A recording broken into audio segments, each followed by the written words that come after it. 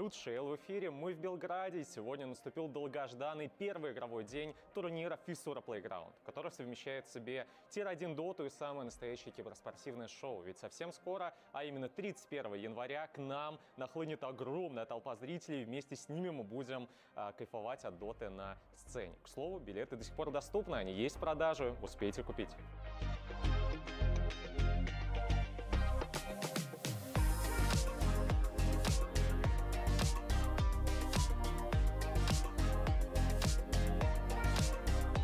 Ну что, друзья, со мной сегодня Фервин, наш лучший аналитик. Какой матч тебя удивил больше всего?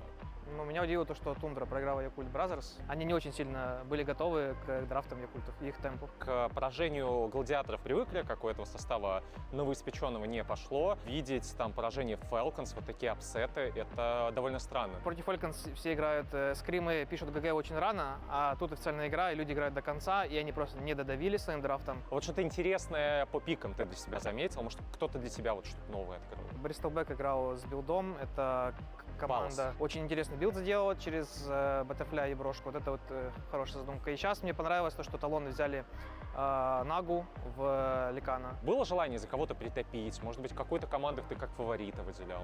Не знаю, я за талон хочу притопить точно. А почему за талон, кстати? Тройка заряженный молодой игрок, а мидер просто, я считаю, самый хайскильный игрок, топ-3 мидеров в какой-то мир.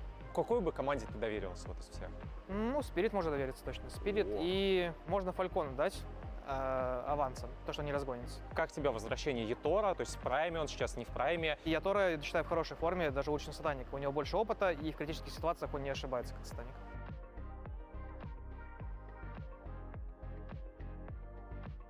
Первые 16 матчей подошли к концу, и результаты некоторых серий тронули меня до глубины души. У нас есть отличная возможность поговорить с игроками прямо по окончанию матчей, поэтому давайте их послушаем. I'm quite surprised because when we played scrims, I think we lost like 95% of our games. So coming into this tournament, I don't think we expected to play so well in the first two games, but I think we're playing quite well, and I'm very happy with our performance so far. Оцениваю на 6,5 из 10. Да, думаю, довольны. От следующего дня жду более интересных игр. Хотелось бы сыграть, наверное, против какой-то команды из Европы. Они на самом деле неплохо играли. Мы даже немного были удивлены. Думали, они хуже играют.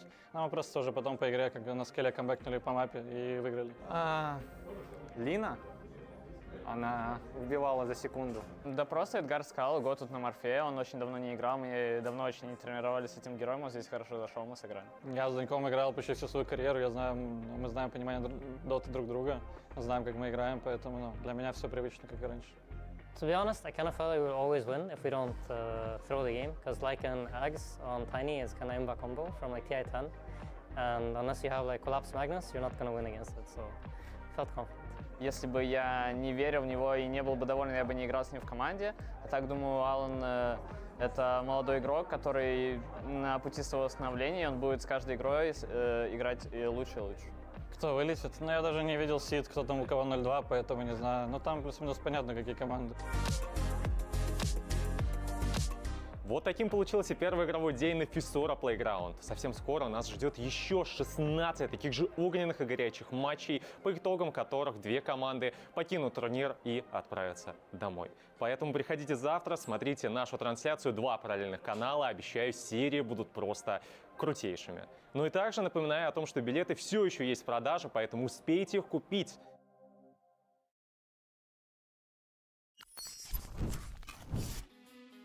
And welcome back everyone to day 2 here for the FISSURE Playground 1 Dota LAN event. We are on the B stream with the official coverage here for our second day. We had 16 best of ones yesterday, a lot of games, Denog, a lot of upsets as well. There definitely were some surprises yesterday. I mean, you gotta just have a look at that first series of the day, right? Xtreme Gaming taking on Wildcard. Speed brings out his position 5 Venomancer fully in the jungle, and they were able to take that game out in less than 25 minutes. So certainly sending shocks through the entire board, because even against BetBoom, they were looking pretty good on Wildcard. I think they had a pretty early lead until around the 20 or so minute mark, but then that's when BetBoom kind of set themselves apart there. And I mean, you had to have a look at some of that stuff that was talking about in the video, right? In the lead up to all of this, a lot of people still underestimating Liquid. Liquid, they got a 2-0 on the first day in terms of their results, and teams aren't saying that they're one of the top 3 or so teams to beat, which I find really surprising. Yeah. Their name is never mentioned in that top category of teams we are expecting to win. So they need one more victory. We'll take a look at the Swiss stage bracket, of course, to make it easy for everyone. So the teams at the very tip of the top: BetBoom, Liquid, Heroic, and Team Spirit. They're going to be playing off for a opportunity to actually already qualify. They could be 3-0. Keep in mind, teams, they need 3 wins to make it through, or unfortunately 3 losses to be eliminated. And some of those teams playing, unfortunately, for elimination already today could be Xtreme Gaming, Chimera, Shopify, along with Avulus. Certainly not the teams that I think a lot of people would have been expecting to see out there in the bottom side. I'd say Xtreme Gaming is the one that people would be setting apart. Maybe even Avulus, just because they've come off a relatively decent placing at LAN. Just one of the other things to mention, I feel like a lot of people are going to say, you know, these people in the upper bracket, BetBoom, Liquid, Heroic, and Spirit, they're all looking like, yeah, they can win this game and qualify, but they've got 2 more chances to do it. I don't know the official words, so don't take my word as gospel here, but I would imagine if you're qualifying based off a 3-0, you're going to be put up against someone else that maybe got a 3-2 win, you know? So seeding actually probably matters in this equation as well. Every single match matters. You don't want to just let it slip because you've got 1 or 2 more chances to be able to qualify.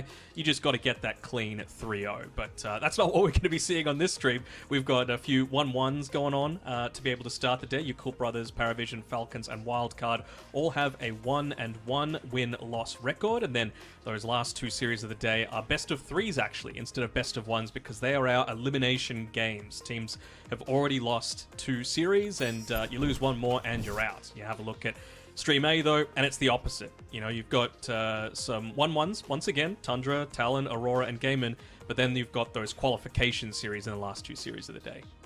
Yep, going to be very exciting to be able to see already some teams getting through into the main stage event here for FISSURE Playground 1. So of course it's going to be another long day of Dota, which is something that we are very excited for. What were you, I guess actually we can look towards this series in particular. I was going to say what were you surprised by as a whole, but let's look at these teams and what we're going to get out of them. So of course your Cool Brothers up against Paravision. We had that opportunity to actually cast Paravision's loss against Aurora, which was 51 minutes. They looked solid, but there was definitely room for improvement, right? It seemed like Aurora were definitely the better team in that game, especially with some of the plays they were making. It just felt like they had answers to everything that Paravision were trying to throw at them, right? It was only when they got their initiation stuffed up a little bit, you know, there was a couple of clockwork hook shots that were blocked, but you just got completely out of control in that mid lane, right? Like Abed, once he gets off the chain, that's really where I want to see Aurora playing. Like, it was still a 50-plus minute game, but you just love seeing him play this more, not even reckless game style, but just aggressive. And that's what I want to see Abed doing consistently. For the Yakult brothers, you would have to say you probably want a similar sort of thing coming out from Bobica. You know, he is the original POS 4 that, like, pioneered aggression. You know, he was the original POS 4 Monkey King player. He was one of the few people that started playing the Tiny a lot earlier. So I want to see him doing a lot more of that. I think we're going to see Clockwork pretty hotly contested in this series, because not only is it something that he likes to pick, it's something Tianming likes to pick, and it's something that Paravision really like to pick for themselves as well. Yep. We'll see about them. How do you feel about this roster as well with your Cool Brothers? I think it's kind of similar at the moment, like with Southeast Asia, where China and Southeast Asia, they have like teams that are very close in regards to like qualifying. You know, Southeast Asia, you have Aurora, Boom, Talon, that Cuckoo squad, Cuckoos, whatever it is. You know, we see, of course, them are really competing. And then, of course, in China, again, you know, your Cool Brothers, Tidebound, Xtreme. I believe there's one more as well that I'm forgetting. So how overall do you feel about your Cool? Like, for the Chinese fans, is this one where you can kind of get behind and really root for this team? Because we're still, you know, we're yet to see this region so far be able to, over the past maybe 6 months, really be a scary force within the scene. Yeah, I would say it's not quite like meme streamer stack, but it kind of just feels like who wants to play Dota right now, this Chinese stack. Of course, plenty of very, very skilled players on it, right? I mean, you just have to look at the credentials of Arme, Emo, Bobika, Tianming, Zeal, probably the least of that, but certainly, you know, they've been up there at the very top level. They've been at top 4 at TIs multiple times as well, so it's not like this is something that's out of the realm of possibility for them. But, you know, you just had to look at some of the viewers' reactions to some of the games yesterday. I saw someone commenting like, Arme's the one person that can make Spectre look not busted, which I thought that was a little harsh, personally. But, you know, it does kind of lead into the style where I feel like aggression wins games these days. And even the teams like Aurora, which, again, 50-plus minute game, they got aggressive. They got really active at like that 15 to 20 minute mark. We've seen Liquid just absolutely bulldoze over teams with their early game aggression. So I want to see more adaptations for that, and I want to see more just clashes constantly. You know, and I'm a little surprised that teams don't do it more on the pro scene, because you just have a look at some of these really high-level Immortal pubs. It'll be 20 minutes in and there's been 50 kills in the game, you know? It's not like this is foreign territory for a lot of these guys. That man on screen is going to be a massive factor, I imagine, for the run here for the boys on Paravision. Has been praised a lot, of course, with the job that he did on Nouns, but definitely was attributed a lot of the success to him with that recent victory for Paravision at Bangkok as well. I don't know who was actually even coaching Yakult brothers. Yakult. Yakult. Okay, Yeah. There you go. Never mind. I'm not quite sure who Yakult is. Maybe that's the man to the right. Well, right of Emo, left of us on screen. So I don't know if that is him. I have to imagine, considering you probably wouldn't have anyone else there at the moment. You never know. You never know. Just got to highlight it was Astini, right, for the Paravision boys. Just for the people that aren't aware. I mean, there's so many faces in Dota, right, and so many relatively new names, such as this one, Satanic, coming through. And I mean, you talk about the love story between Arme and Yatoro. I mean, this is baby Yatoro basically coming through here. You know, he was. He had a little bit of a stint on Spirit. Obviously, when the big man comes back himself, you got to make way, but he's certainly got a bright future. Yeah, he does indeed. But got to start here, and we'll see what they're going to be able to do. I was impressed. I was kind of half falling asleep, half watching the game where they pulled out the Lycan yesterday versus the Tier 2000 team. I'm forgetting now, Chimera. And I think that's the fact that we're able to see someone like this already practice. I would say Lycan is quite a difficult hero, considering not many people can play it and very micro intensive. So the fact that he is already willing to practice a lot of these meta heroes at the moment and really open up the possibility of the flex being there. They were able to win that game, I think, in like 33, maybe 37 minutes against what looked like a very good Nagi game as well. So that just gives me like even more confidence when I see someone like Satanic wanting and willing to try and play these heroes and at the end of the day want to win. And that's what kind of at least that's how I feel when I see him playing someone like the Lycan. I mean, the Lycan, of course, is very much a story, but I'd say from that series where they were facing up against Chimera, it was 9 class playing the position 4 Morphling was the bigger shock coming through there. I mean, it's something that we saw in the little preview that DeCarlos was talking about. He said, give me the hero, and they just said, sure, because when you've got a really talented player that asks for an unorthodox pick, it's something that you don't necessarily expect. And because of that, you just saw some of the heroes that were picked against it, right?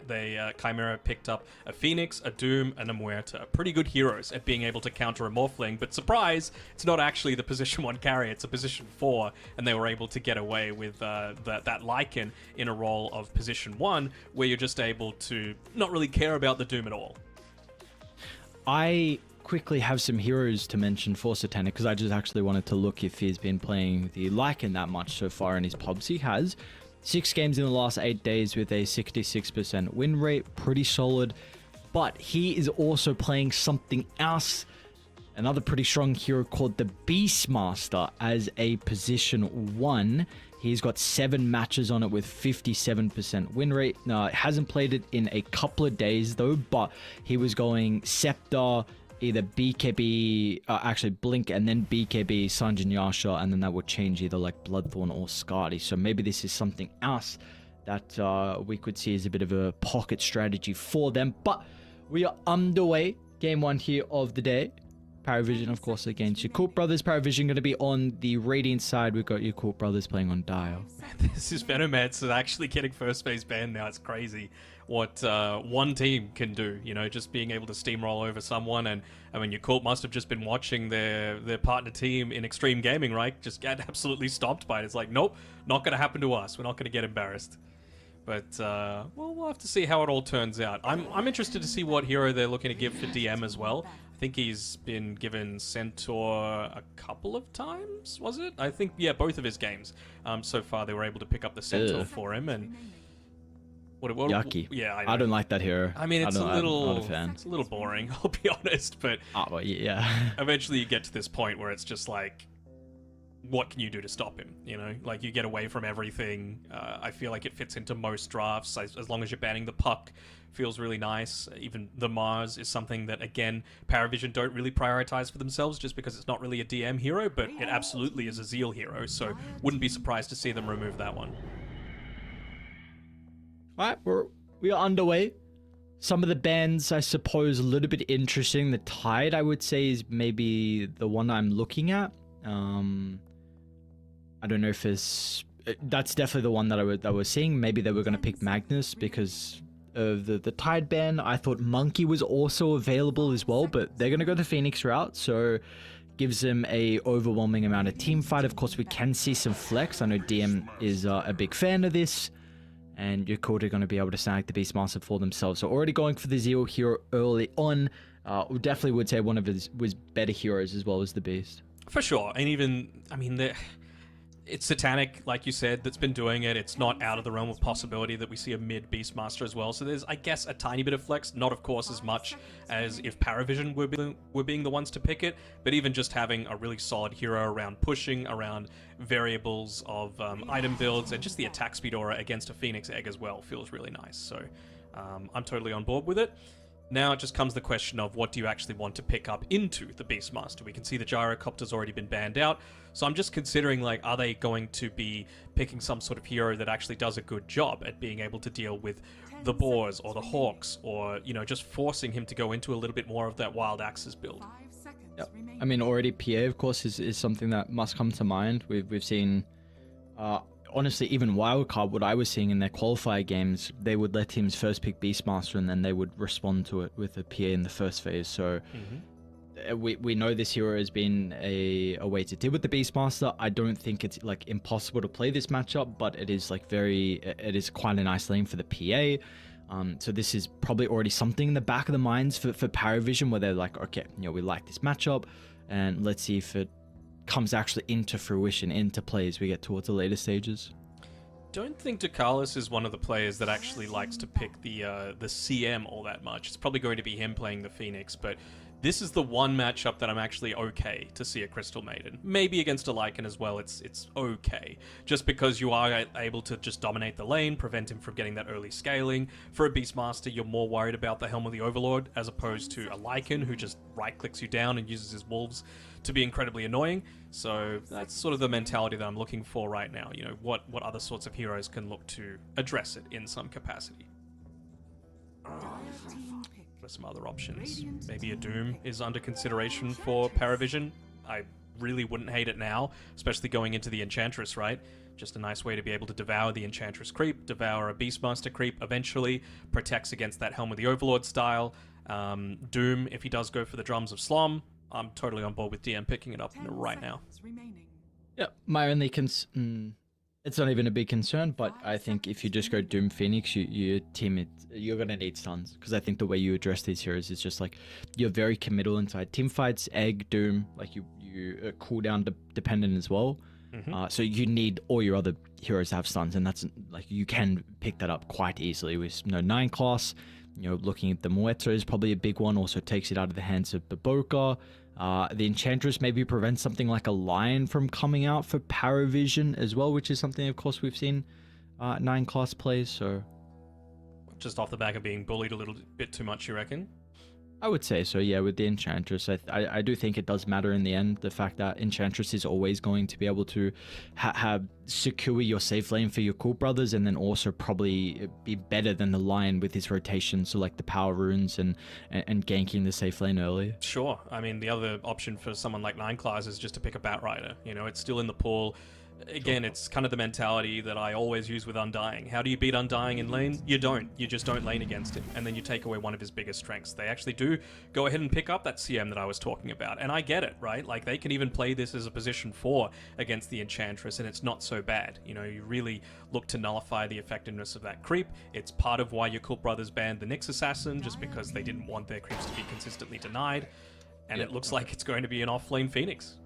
I was going to say, look, I feel like when you pick Crystal Maiden, there's no way you're running CM Phoenix support duo, so I kind of like the fact that they already revealed a flex from the Phoenix, but let's, how can you punish this now for your Cool Brothers? Because it is very obvious that this Phoenix is going to be 3. Okay, unless you put it mid, I don't know, but I think more than likely we're going to see it 3, so what can you do for your Cool Brothers to make his game a little bit worse? What can you do to make a Phoenix's game a little bit worse? I mean, look to have a lot of burst damage, look to have some minus healing, look to have ways to be able to just stun and catch when you're trying to dive around pretty consistently would be my sort of mentality for it.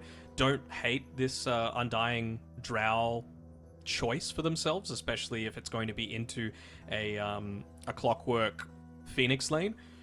Now you've got Beastmaster with an Enchantress, so CM can only frostbite one of those, and there we go. There's the PA as well. So really, your Cool Brothers are trying to set the tempo here with a lot of the pushing happening, but Paravision are just saying, look, we're just going to kill every single one of your creeps, and now they've got multiple ways as well to be able to jump onto this Drow Ranger on the backlines. Do you feel like there are some concerns for your Cool Brothers? Because I feel like this PA looks like it's going to have a very good time, I imagine, inside the lane. The matchup versus Drow, I feel like people are coping when they speak about the Glacier. I don't care. PA is going to win this matchup, unless I've seen, like, there's maybe, like, a handful of games. But that's not even my concern. I feel like no one's hero is absolutely going to destroy this game. What do you pick against him? Like, Monkey is still in the pool, which I guess, like, you have to remove so many things. Sniper has to go because the matchup versus the Drow and the Beast. Spirit has to go because it's one of his best heroes. But it's like, okay, he can Monkey, he can Storm. Like, I'm a little bit concerned, honestly, for your Cool Brothers. I feel like they really need to end this game with a tempo. I mean, there's even a Magnus still in the pool if you was really wanting to pick that one up. I think that one's a little bit more abusable, and the thing is, they don't have the last overall pick for no one, so yeah, there's a little bit of that in the equation. I don't think it's going to be like a mid-Phoenix. I still really like the mid-Phoenix, just because you get a lot of that utility out of it. You get a lot of the early levels. It's much more likely to be DMs.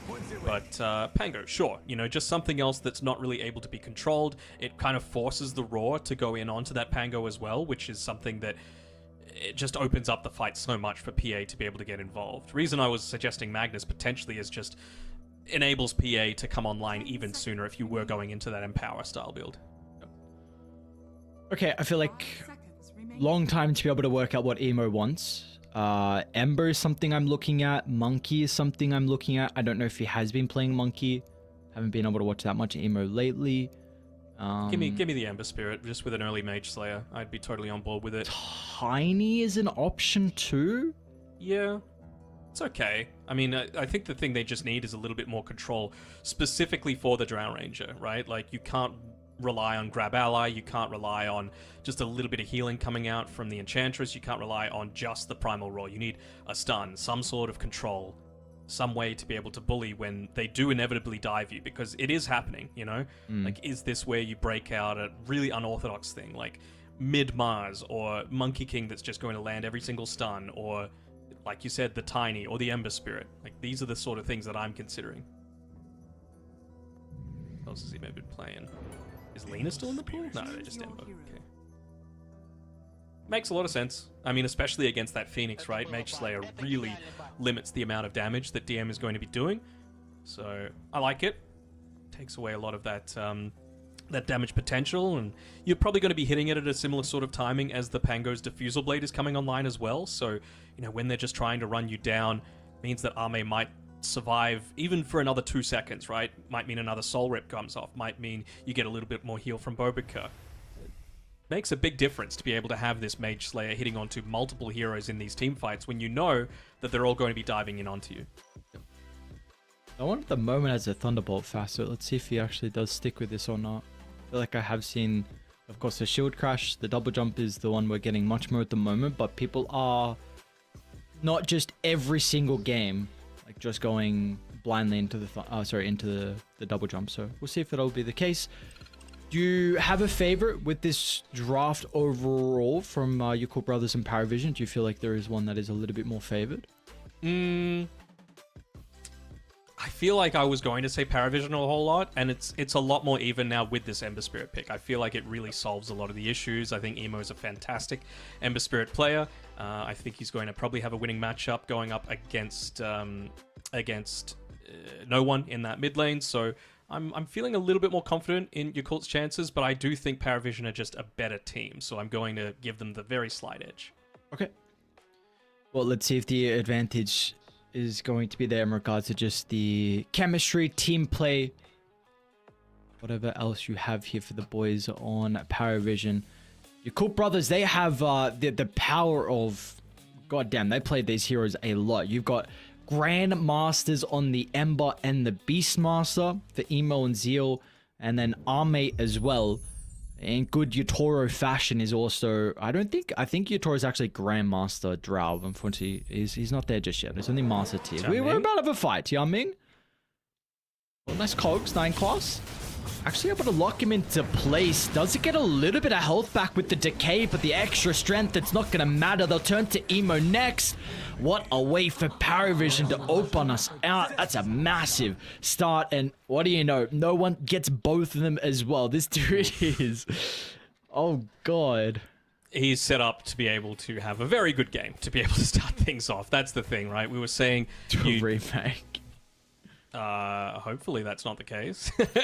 But it's the sort of thing, right, where he said Emo needed to have a really good game, and now you've got no one. 2 kills up. What's his XP? Only a quarter of a level, but he's still going to be able to see himself a lot closer towards that really early bottle. So looking good, and he did stick with the Thunderbolt as well on no one. So again, that's really his job, right? His job is to find the backline, disable the backline. And as long as there's no real damage coming back from the Drow Ranger, I don't think you're all that worried. You know, Phoenix is going to be coming in. Clockwork's going to be coming in. Even CM doesn't have horrible damage when paired together with a Clockwork. You know, once you've got that freezing field, you can kill anyone on this team.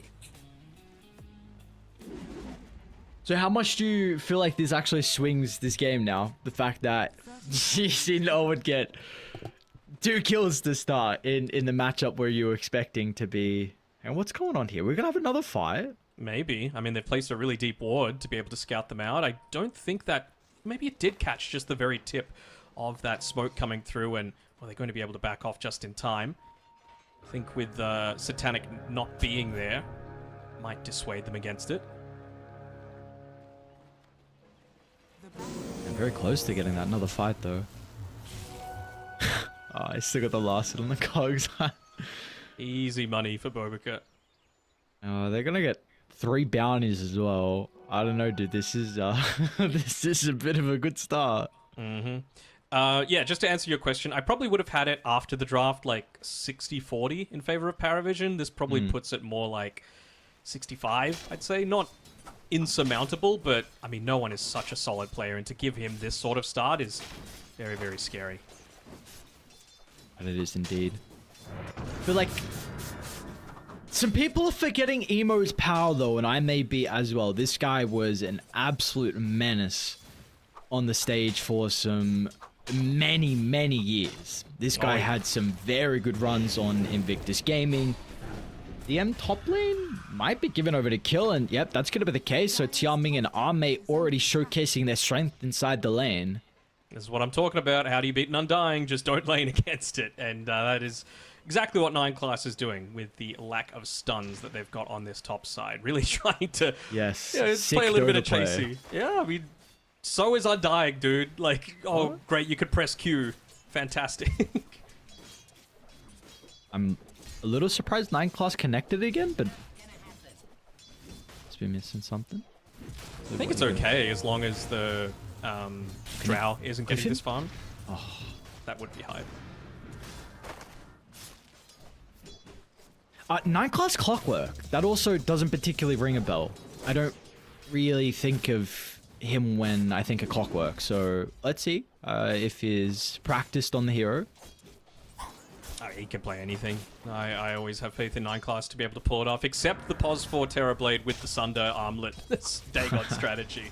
That was one where I'm like, alright, you've cooked a little bit too much. Not a fan? No, not a This fan. is a pub strat coming into pro games. I mean, he made the 4 Morphling work, so, you know, you got to have a little bit of faith in him, but you never know. That's You've seen what a few more... pub strats. So go. You've seen a few pub strats, right? With the Venomancer coming through. Yeah. Like we're at an interesting stage in Dota where definitely there can be some ideas depending on what the game is. You can pull some stuff out. What were you talking about with the Morphling? Like, is it about the flow talent? I think it's dude. I think you can. I'm waiting for BTM to play mid. I don't think there's another person who's as confident with the mid morph, but dude, this hero is incredibly nuts. But the issue is like it is such a good carry as well. So, and you know that you don't have many mid laners who are practiced to be able to flex it. But yeah, the hero's not bad at the moment. No, definitely not. And I was always wanting to... Hold on, Zeal's got a little bit of attention going towards him with Dakalis trying to chase him down. Didn't put a point into the Frostbite just yet, obviously needing that Arcane Aura just to continue spamming this out. And, I mean, I guess it is a kind of way to pseudo-punish as well, right? Like, if you're not going to go this Boar's build because they're just going to get Frostbitten or daggered every time, then just don't level it up, you know? Of course, it's still going to be a good item eventually. Sorry, a good skill to have eventually, particularly against Emo. Like, he is the one that you're wanting to focus a lot of this time, and early on, that Frostbite can really ruin his day. Here we go. That's going to be the case down bottom. Zeal, they'll give the Lotus over to him, but not going to matter in the end. Paravision. I was thinking, like, maybe with the strength of the Enchantress being a strong laning support might be enough to assist with the Beastmaster, but... another kill for Paravision to find. At least he's going to be able to respawn and get the creeps under the tower. I would really like Zeal to level up the ball, though. I understand what you're saying, but I think you just go stack straight away. Like, this is a couple of minutes now where you haven't been stacking. In a matchup like this, you need all the stacks you can get. I could see him putting 1 point into it. I see the value there.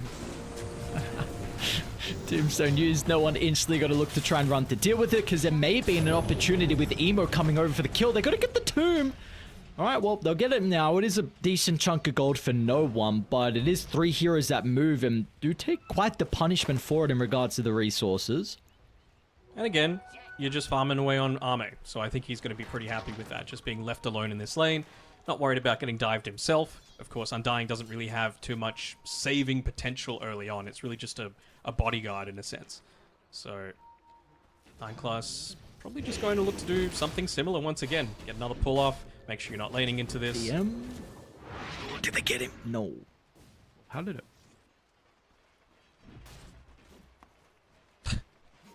Did you see that? Constant battle. No, I didn't. I was watching 9 class pull. Okay. Anyway, it doesn't matter. I don't know the mechanics. I don't want to bring it up.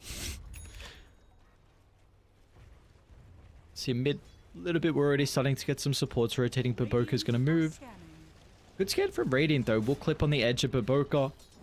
And they're going to see Tian Ming near the mid lane as well. So looking to try and slow down No One, who, of course, with those 2 kills to start the game, has a pretty decent lead over Emo. 31 and 10 compared to the 25 and 4. It's not that much, though. Emo's still doing fine. Yeah, I mean, this is an Ember Spirit favored lane, so you would expect that, but certainly that early start doesn't make things easy at all. Finally see the first boar named Eugene Bun Ong start to go and make a few stacks. So he's going to have a little bit of catch-up mechanisms coming through here. Got the 6 on No One. We'll be forced to use the Rolling Thunder. It's going to be a top spawn. Oh, it's awkward, those stairs. Right, he'll get the bounty. That's what he meant. Just a drive-by, needed the bounty. Bottom Satanic might solo kill Zeal. Phantom Strike, is he going to go for the dive? We're still watching middle, but yeah, there's the kill down bottom. And, all right, solo, You love to feel see good. that out of your carry. That's the sort of thing where you might even afford to just use the paw again, right? Use the hawk, get a little bit of the root happening, get the slow happening. Yeah, sure, they might die and Mid feel a little lane. bit more gold. Emo's also going to die as well, but the looks of it, Swash is back up. 9 class might also solo kill Tian Ming. Battery Salt has expired, unfortunately. He's got a blood grenade he's going to use because no one's going to be nearby with another round of the Swash. They'll need miss. the Fire Spirits, but it will end up missing though. Tian Ming just able to skirt away from the depths of death. Any body blocks here? No, got enough mana anyway to be able to back it up. Already a 3k net worth lead going the way of Paravision. DM not having an amazing game, but he's still ahead of everyone except for the Drow Ranger. Ame basically left solo, and I have to imagine that that's like, okay, well, this can happen. We don't really care that much. It's really about the supporting cast, making sure that they don't have good games so that they're not able to protect Ame when eventually we do go for these deep dives, when we do have our PA that's, again, off to a fantastic start. Maybe a kill into Dakalis. I like at least what they're doing on your cool brothers, trying to play with their strongest hero in Emo, looking to enable him as much as they can. Uphill miss means that Emo can get the kill, so. True.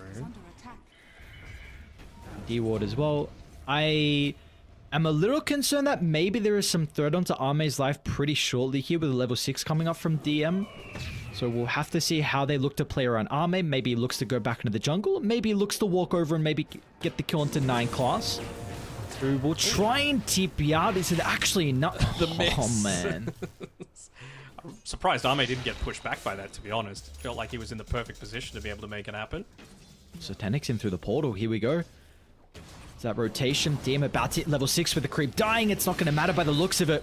Satanic early rotation. This guy getting active here with the Phantom Assassin. Now Tian Ming is under assault.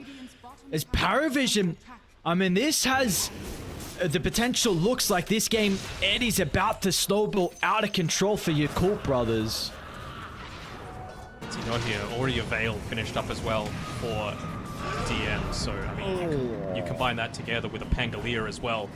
That is something that is going to be incredibly scary. Has the Roar already used as well, so won't actually be able to secure any sort of kills. Emo just trying to get any sort of consolation prize out of this rotation down here, but I don't think they're going to connect onto anyone. Does Satanic get a little bit too greedy?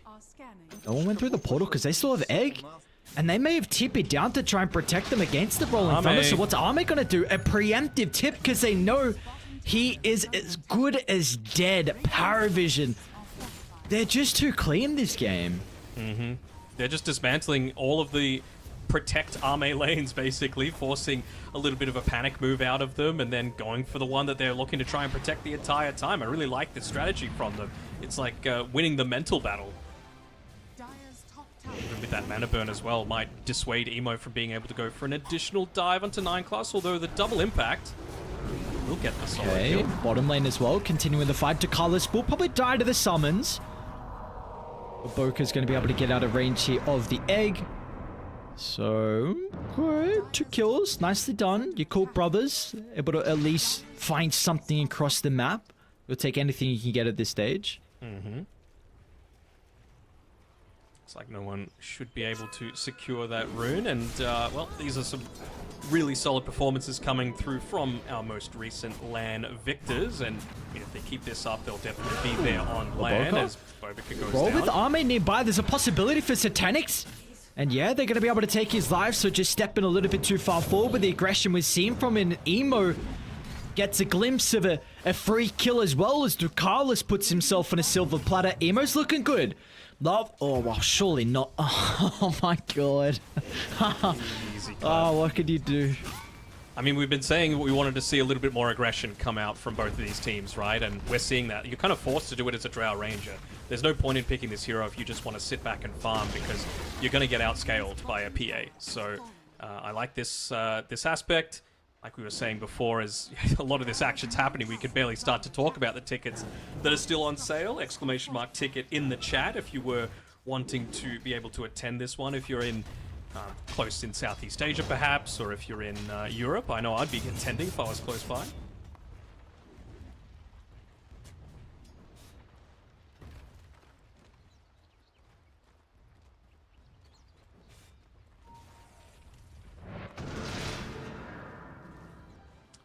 What now for Emo? What's he even going here? Does he have Blitz Knuckles that he's been able to pick up? Is he going an Orchid or something? Or just Mage Slayer without queuing it up, I guess? I'm not sure. We'll see. I wouldn't hate the Orchid, honestly. Rain Claws will give a kill over, but the bigger fish was over to the other side because no one's going to steal the stack, dude. They're coming, but they're going to be too late. Slow. Yeah. Oh, boy. Even with that Veil, like, it just buffs up so much of the damage that you're able to do here on no one. Ducalis might be able to live here. Maybe no one's going to be able to cover him with the Rolling Thunder. Does get the connection with the assistance of the egg over to the right side. Emo's going to try and bring it down, but he will not be successful. Didn't have everyone else to get the right clicks off. They are wrapping Satanic over. Gus is in a perfect timing to push him away, and now there's an opportunity. Zeal tries to chuck the axes from afar. Down goes no one, but Boca will not be able to catch up to Satanic, but a nice skirmish for the boys on your Cork Brothers. 9 class is slowed down as well, but they will not be able to get in range by the... Oh, okay, maybe they will actually chains, and they're going to be able to find a secondary, potentially into a third. Dive still on cooldown, back up in a couple of seconds, but the damage is going to be lacking. The nuke is not there. DM goes in. DM? What? One more? Anything if they're going to get... he survives on a slither of health. Ducalis keeping him alive with the freezing field. Also gets Emo. Ducalis. Oh, let's go to Carlos. That's what you love to see, you know, and that's really where you can punish a team like this that essentially without the Gust and without the Roar, they've got nothing to be able to stop this Crystal Maiden other than just pure death. So you're just needing to prioritize your own survivability. I see that going for the Solar Crest for himself. Really wouldn't hate seeing the... it's not even a great Glimmercape game. I'd be totally on board with him to just go drums after he's able to pick up this Solar Crest for the CM. And then at that point, it's just about timing it so that you're avoiding the Gust, basically, because you're almost never going to be the freezing field target. I'm somewhat impressed with the fact that it definitely seemed like we were in a position where maybe this game could have gotten out of control at a pretty rapid rate with the start we saw from Paravision. So, you know, your Cool Brothers, 3,000 net worth lead, it's definitely not insurmountable at all. You're going to hope Arme doesn't go down to the sweep around rotation from Ducalis and no one. Posturing quite aggressively to try and secure the amp damage rune. They will get it, but yeah, you're cool. Only 3,000 deficit. I am wondering, though, about what the scaling is eventually going to be like. In general, it is going to favor Paravision, purely because of the PA, right? But there's also the aspect that this Zeal Beastmaster has got nowhere near its peak capacity, right? Like, he's only got, I think, 2 components of the Aghanim Scepter for himself. Once he gets to that point, he'll be a hell of a lot stronger than he is right now. So I'm just comparing his impact now to what his potential impact could be once that item's up. Because right now, you'd have to say that DM is well and truly eclipsing him in terms of game impact. Yes, without a doubt. And level 10 on the Phoenix. Shiva's almost completed. Top lane, there's some TPs in from Paravision looking to try and play behind Satanic, maybe wanting to try and secure this side of the map for him. But I do have a ward that Ducalis will instantly remove, the freshly placed one, so will make it a little bit more difficult for maybe Yakult to slow down some of the farm that we'll see from the PA in this area. It's going to be a Sanjin Yasha build for Satanic. Or Arme? Possibility. No one charges up because look at the wraparound. Great position with an instant Gus. And the fight will now break out. Arme will give him at least some time to respond, but he's not going to be here for the team fight. They might lose Emo as well. Gets the chains with the turret as well. The damage AoE. It's not enough to get the kills just yet. They want to deal with the egg, but no one else is there. Oh, the decision. It wasn't good enough. They tried to bring down the Supernova, but it's going to cost them dearly. 4 are dead. Make it a 5th shortly. Zeal is not safe. This tier 2 tower will do nothing to withstand the onslaught. Really liking this from Satanic, you know, taking a lesson from the Crystallis playbook as well, just getting so active, looking to join his team at any possibility on one of the greediest heroes in the entire game. He's already got the Battle Fury, he's already got the Yasha, so he has the potential to be able to do it. Without him, I think you probably get the kill onto no one, Emo lives, and you're able to potentially turn around that fight, so what eventually was, what, a 1-5 kill score in favor of Paravision probably would have been more like a 3-2 in favor of Yakult if Satanic just wasn't there. Oh man, I feel like recently I remember saying like it's only a 3,000 net worth lead. How did we get to 8k? 5 We're kills not to done. 1. Maybe. I mean, yeah, sure. Okay, tower as well, I believe. They're setting up something bottom on DM. Is this ever going to happen though? I guess without egg, maybe? They need the damage before the chains expires, and DM's not going to die to the impetus. Emo will not run them over to try and get that last little bit of damage that we're lacking. Let's see if we've got Boots of Travel on DM here, and level 12. So he's got a much stronger egg now to be able to play around with. We've seen Ducalis play a very sacrificial role on this CM, just being able to put himself in place, pop that freezing field down and say, look, you have to choose one of us or you have to choose to run. And I feel like they've got plenty of things to be able to disable them in terms of slows, in terms of stuns, just to make sure that that easy escape doesn't happen. And now you've also got double Solar Crest as well on both Ducalis and 9 class, so they're a whole lot tankier. What is this timing, dude? They see him. He's Zil following? should... What? Okay. Well... Dude, this Hook is shot just- something. No way. Please tell me he doesn't live. He's not gonna live. Surely not. He's not gonna live. Okay, he's not gonna like, live. The team's coming. Well, the team's actually... What? I assumed that Searing Chains was gonna hit, dude. Are they gonna get baited now to a fight? Tianming slowed down to a crawl. They need to stand and fight. You are not making it out. You're gonna catch Emo over to the right side, but the chain control all the damage. Emo gets the remnant away. He might tick out. It's close, but now with no Emo, everyone else has to duck and run. They'll find cover through the portal down to the south, whatever it be, but it just means that Paravision are right next to the pit. Might be worth dropping Freezing Field here just for the damage, honestly. Like, yes, it's important to be able to combo that together with the Supernova, but I feel like with how much Emo was forced to run as a result of this, you're not really all that scared of them engaging in onto you. Looks like they have enough damage to do it anyway. Sanjin Yasha finished up, going straight into the Satanic as well on Satanic. I like it. I mean, it's a way to be able to get out of the Gust. It's a way to be able to get out of the Searing Chains. There's not really anything else that you're all that worried about in terms of that BKB. It's not, of course, going to protect you against the Primal Roar either. It's already got the Sanjin Yasha to be able to do that. Tianming. Oh, that's an ambitious TP. Okay.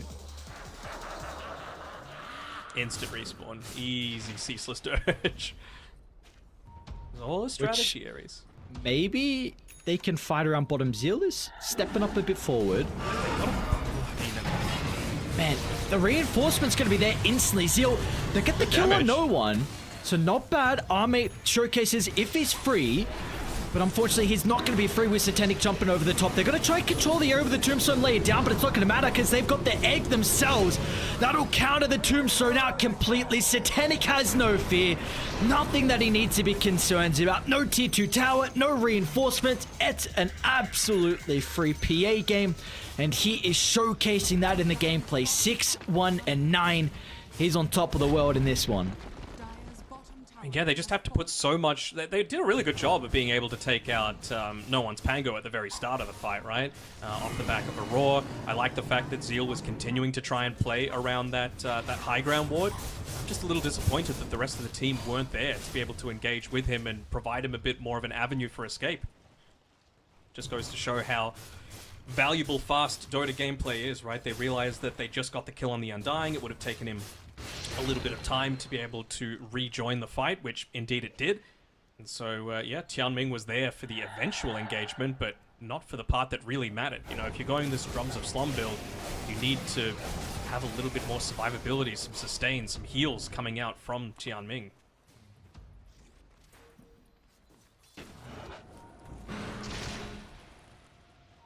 I feel like the more I look at this draft on your Cook Brothers, the more I feel like the less of a fan I am now that I see it kind of play out. I'm just so surprised they picked the Drow with a Beastmaster already on their team and the possibility about a PA. Like, you're already thinking of a Phantom Assassin when you see Beast. You pick the Undying into the Phoenix, which I feel like answers the hero quite well, with like Undying be someone that controls team fights, and then Phoenix is probably much better at that with Egg. I get what you're saying. Hold up. They might be able to find another kill onto Tianming. He's probably not the one that they want to be able to pick off here, though. Zeal is once again the superior target. Gonna get him by the looks of it. Tianming does whatever he can. Tombstone ain't gonna matter. They might get DM, though. Egg up in a second. He's gonna stay alive long enough. No one else, unfortunately, nearby for the finishing blow. Emo, everyone else are farming on the other sides of the map. So, again, I get what you're saying. However, I also feel like Yakult was saying, we're just going to run him down. Because look at their heroes, right? Like, you've got an Ember Spirit who's gone Mage Slayer. You've got a Beastmaster, very aggressive. Enchantress, very aggressive. Undying, very aggressive. Especially with a Drow, very aggressive. I think it's just come down to the fact that they got that double kill onto no one at the very start of the game. They didn't do that great of a job in the offlane either, with Satanic just getting solo kills onto Zeal. They didn't protect the stacks. I just feel like Paravision have got a bunch of free net worth that your Cool Brothers probably weren't banking on them having at this point of the game. Unfortunately, with that net worth, they're going to be able to put themselves in prime position to walk up high ground. 22 minutes into the game. Ages for another minute here for Satanic. Not the best sieger that the PA's ever been.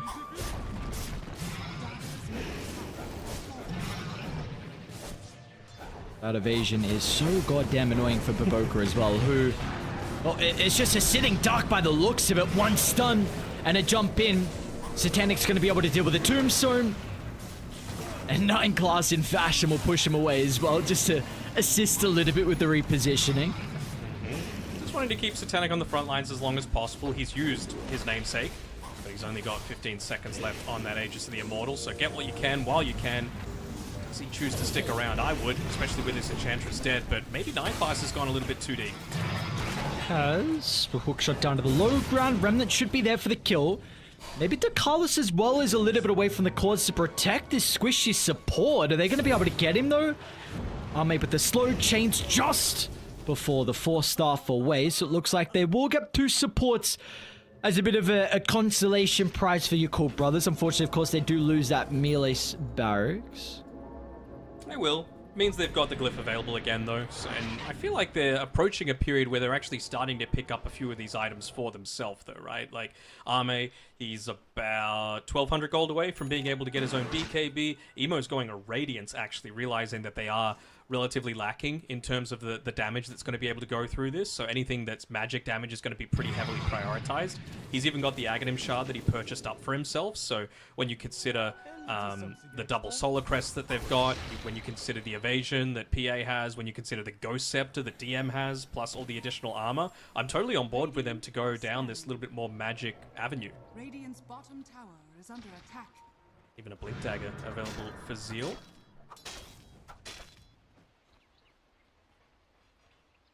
Does unfortunately feel like we are needing a lot of time for you Cool Brothers. And I'm...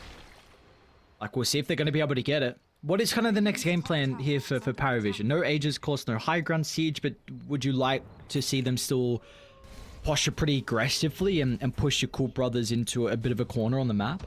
Yeah, absolutely. I mean, they've got the advantage of that mid lane, being able to push out fairly consistently. They've got the advantage of having a massively farmed PA.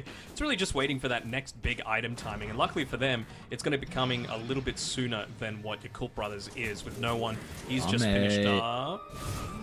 The ward over the right side. 4-star nullifies your Gus. Nice try, my friend, but now they're also sweeping over to the right side. Tianming of the remnants of the T1 tower. Another casualty of war.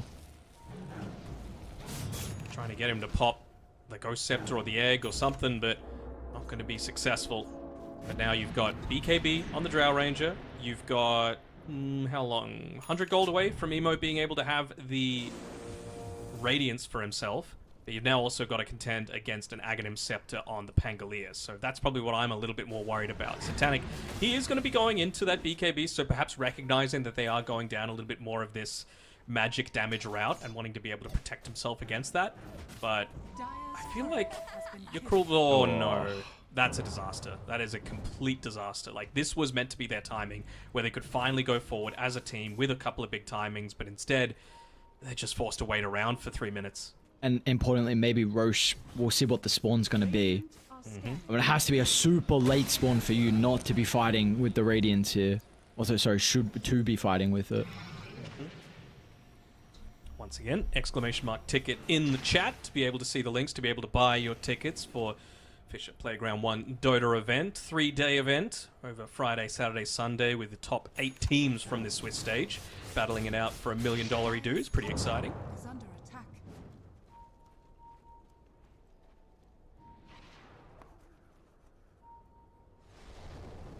So now it's just the waiting game. Try and shove out lanes without revealing yourself on those lanes. Prevent them from hitting up into your high ground. Keep it a little bit more obvious when they are looking to go for perhaps a Roshan attempt. Emo's doing a fairly decent job, but he's run into Satanic here.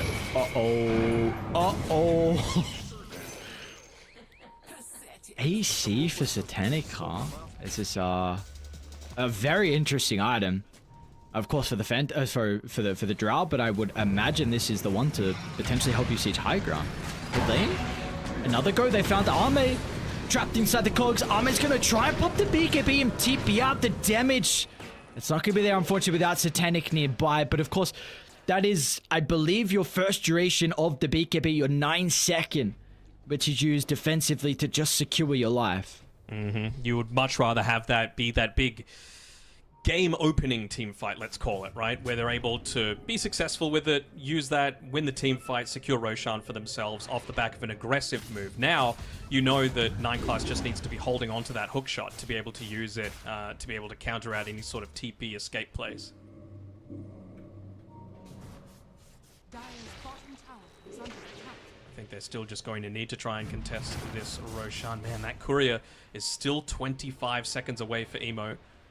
Looks like he's going to once again be pushing down to the bottom side of the map, perhaps considering a move through the Twin Gate to be able to contest this Roche. But previously, Satanic took a little bit of time to be able to claim it. Not anymore. Man has 23k net worth at 28 minutes in. This is a scary prospect. So now, not only are you going to have to go up against 2 lives for Satanic, he's also got plenty of armor for himself as well. So even someone like the PA isn't going to be able to deal with him with the marksmanship off the back of the Assault Cuirass that he was able to pick up. And people just melt even quicker. Yeah. People melt, towers melt. The defense, it needs to be perfect. How are you going to be able to find it? Because you can even... The Lincolns, if you want to wait for DM, he is a little bit away, I suppose, which is the issue. Maybe 1,000 plus. And honestly, they don't need it. They've such a lead. And it's had this feeling for quite a while where your Cool Brothers haven't been able to get something going. The issue is like, yeah, Papoka's got this build, but you're going to so much evasion. I mean, eventually, maybe if he gets a quiver, you know, for the True Strike to be able to hit him, but that's holding out for something that's going to take a little bit of time to be able to come through. Is it a case of you just need to go into the jungle and try and pick it up for them? I mean, they've got complete vision as well, not dewarding the high ground, so they just smoked under ward. Very, very uncharacteristic mistake. Oh no. The finishing blow. You can just feel it coming. They're going straight into the trap. They'll try and do their best, but Raw and everything on Satanic, it's not close. Doesn't even fall below 3/4 health. 9 class get a double hook shot over the right side. Satanic leaps over and deals with Zeal. This egg is still good. No 1-0s flies over. Emo's gonna be caught inside the base. Let's go neck, because this one, I mean, it's had the feeling that it's been over for quite some time. Paravision, they look good in this game. 13 minutes in, it's gonna be a clean victory for them. This was the Paravision that I was expecting to see leading into this tournament, you know, and it's looking pretty dominant, smiles all around, and Ducalis is saying, I can't believe Crystal Maiden finally won a game, because if there was any game for it, it's this one, right? Like, you're just able to... come on, there we go. It wasn't left hanging by 9 class there. Yeah, against a Spirit, Frostbite, amazing. Against Enchantress, against the Beastmaster, prevent you from going into that Boars build, prevent you from going into even a Helm of the Dominator build. I thought he combined really well together with DM in particular. Every single time that freezing field held for the Supernova, so you had to make a choice. Kill one, kill the egg, or potentially kill neither, because running was not an option. Well, unfortunately, it was not an option. Had to stand and fight, but we're not in the position to be able to do that with how this game turned out. So back to the drawing board is your Cool Brothers, and unfortunately for them, they're going to have to try and work something out pretty quickly. At least they will not be playing today, I suppose. That is something. So they get a full day off, an early day for them. A best of one, and then they are back tomorrow. But the issue is, if you want to make it, you're going to be playing a best of 3 with the 1-2 series, and then if you win that, you got another best of 3 as well. So it is going to be a long day tomorrow for them to try and make it to play in front of the crowd. Yeah, I really didn't hate their draft, though. You know, like, I feel like it's easy to get baited into saying, nah, this was a trash draft, but it was literally just off the back of the plays that happened during the game, right? Like, Tianming getting picked off for First Blood, getting a second kill onto your opponent in Emo, so he lost any of that unreliable gold that he was holding on to.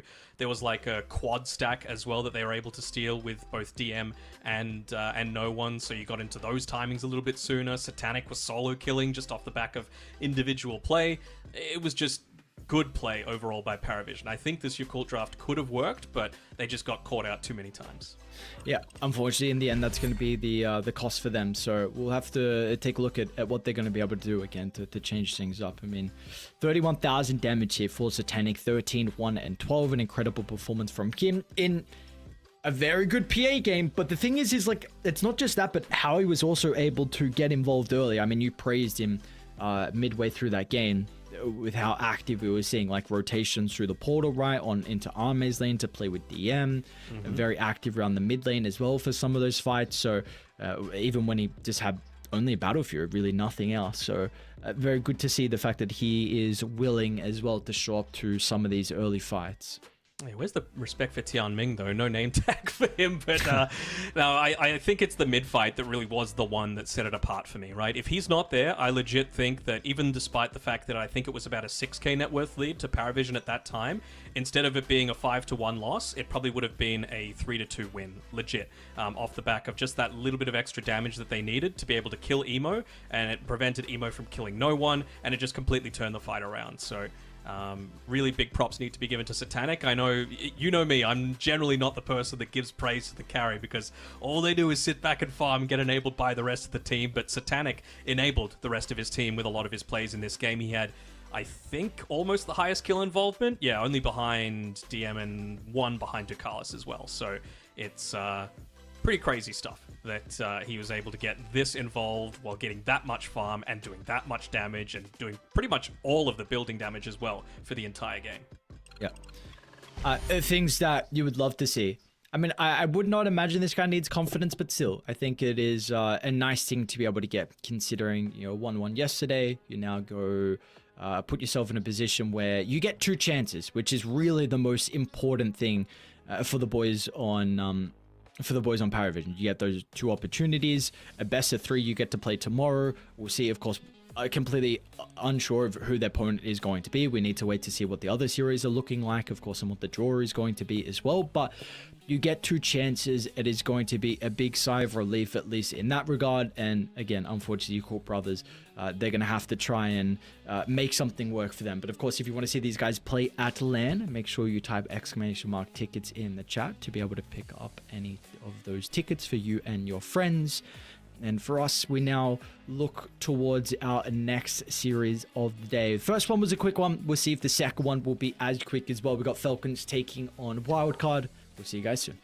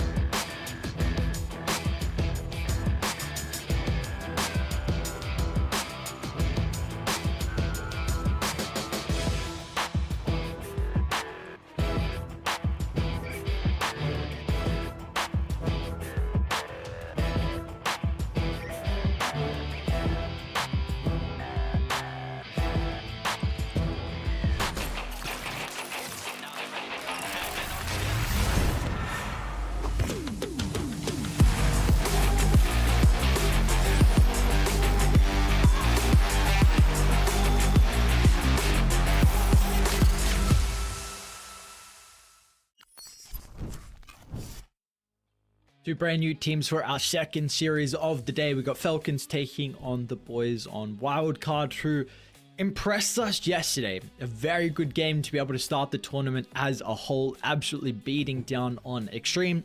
Unfortunately, of course, they were not able to continue with their winning way, where they ended up losing against BetBoom, but we did see them have a pretty decent showing versus BetBoom. It wasn't like it was a run over. They put themselves in a decent position.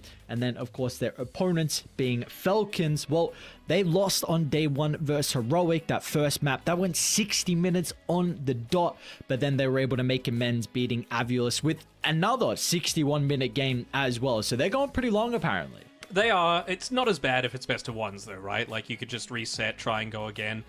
Just on the topic of Wildcard going up against BetBoom, we saw in that video at the very start of the day that Save actually came out and said, you know, we thought Wildcard were a whole lot worse than they actually are, but they took it to us, you know? So if you've got a team like BetBoom that's frequently up there, you know, in the top 4, top 6 of many, many different tournaments, giving you some praise, that's got to fill you with some confidence that, you know, what you're doing is working. So I'm keen to see if they're able to back that one up. And for Falcons, I don't know what it is, because I still rate them as a legit top 2, maybe top 3 team in the world, but they're just being really dragged out against a lot of these teams. They always seem to find a way to be able to make it work, or almost always.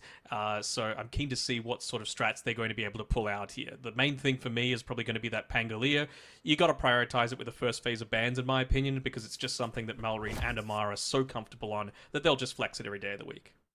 Yeah, so the draft is definitely going to be something that we're going to have to pay close attention to, and also where the mid battle is going to go as well. You've got two kind of young guns up and coming. RCY, we'll see what he's able to do. People are speaking about can he be that person for North America, where we see a lot of prodigies in the mid lane. Can he kind of be one of those players? Well, he's going to be going up against a ridiculous guy in Malrine. This dude is on another level. Of course, was on people's radar for quite some time, and we saw what the year he was able to have last year with Falcons and him personally.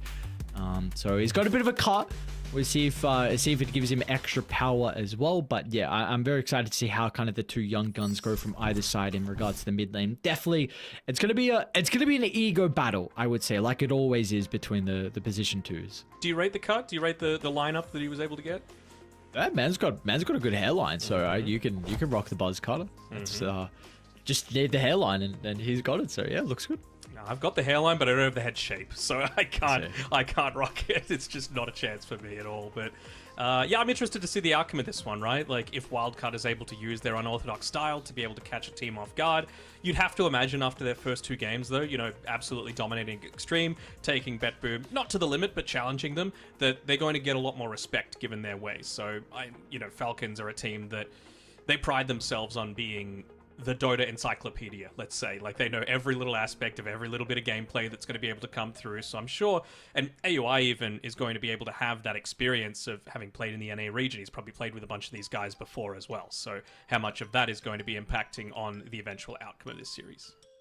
Yeah, so just taking a look at the draft with the wildcard versus BetBoom, and I wasn't sure if the Venomancer was banned, and it was in the first phase. So that was something I was saying after that victory. You're pretty sure that they're not going to be getting the Venomancer, and also the Broodmother was another one that I'm like, we could see this be respect banned pretty early. That was banned in the last phase against them. So we're going to see what the priority will be, of course, in this one as a whole. And I think also some other heroes is like Nightstalker. I feel like we haven't seen Fade a lot, but at least has been playing the Brood, the Nightstalker, both heroes that Amar has been playing. So we'll see where the priority is going to be there. From what I've also seen from Wildcard in their drafts, they really do not shy away from going from Yamsen's hero like very early on in the first phase. I think it was Yamsen actually playing the Nightstalker again, like 2 games in a row. So it's something clearly the Wildcard. He played Legion Commander on Fade, and I don't think he got a single kill for himself. He got a few assists, but it's still not that great. There's a reason Legion Commander isn't that good, for lack of a better term, at this point in time. I feel like not a ton of the supports have that burst potential outside of maybe an Enchantress or a Dark Willow that are being picked as meta at this point in time. So maybe they just thought they would be able to make it work with RCY's Invoker just through Sunstrikes and the like, but clearly not. And yeah, they just eventually got ran over. So keen to see how they're going to be able to flex this one around. I don't imagine that it would be a similar sort of thing with Night Stalker position 1 prioritized again, unless you go for like some really defensive backline supports, and that's not what BetBoom had in their lineup, right? They had a Zeus, sure, like it's important to take him out, but it's not like you're going up against, I don't know, a Shadow Demon or a Grimstroke or a Lich or something like that, where they just provide absolutely nothing if you get on top of them. Yeah. So, do you rate like at least the potential ideas behind the Night Stalker as a carry? Like, why? What are they coming through? What do you think their beliefs are with this hero being played in the 1 for Yamson? I'm on board with it as a position 1, as long as you're not playing up against one of these really lane dominating position 3s, like a Dawnbreaker, for example. As long as you've got either 2 or a 3, or best case scenario both, heroes that are able to actually do the majority of the carrying for you, because it does kind of relegate you to being a bit more of that utility style, right? Like, you're not being the hard carry. Your job is basically get on the backlines and ruin them, and it opens up things like Fade's Broodmother. It opens up like a mid laner, for example, that is able to actually do the majority of the heavy lifting in the team.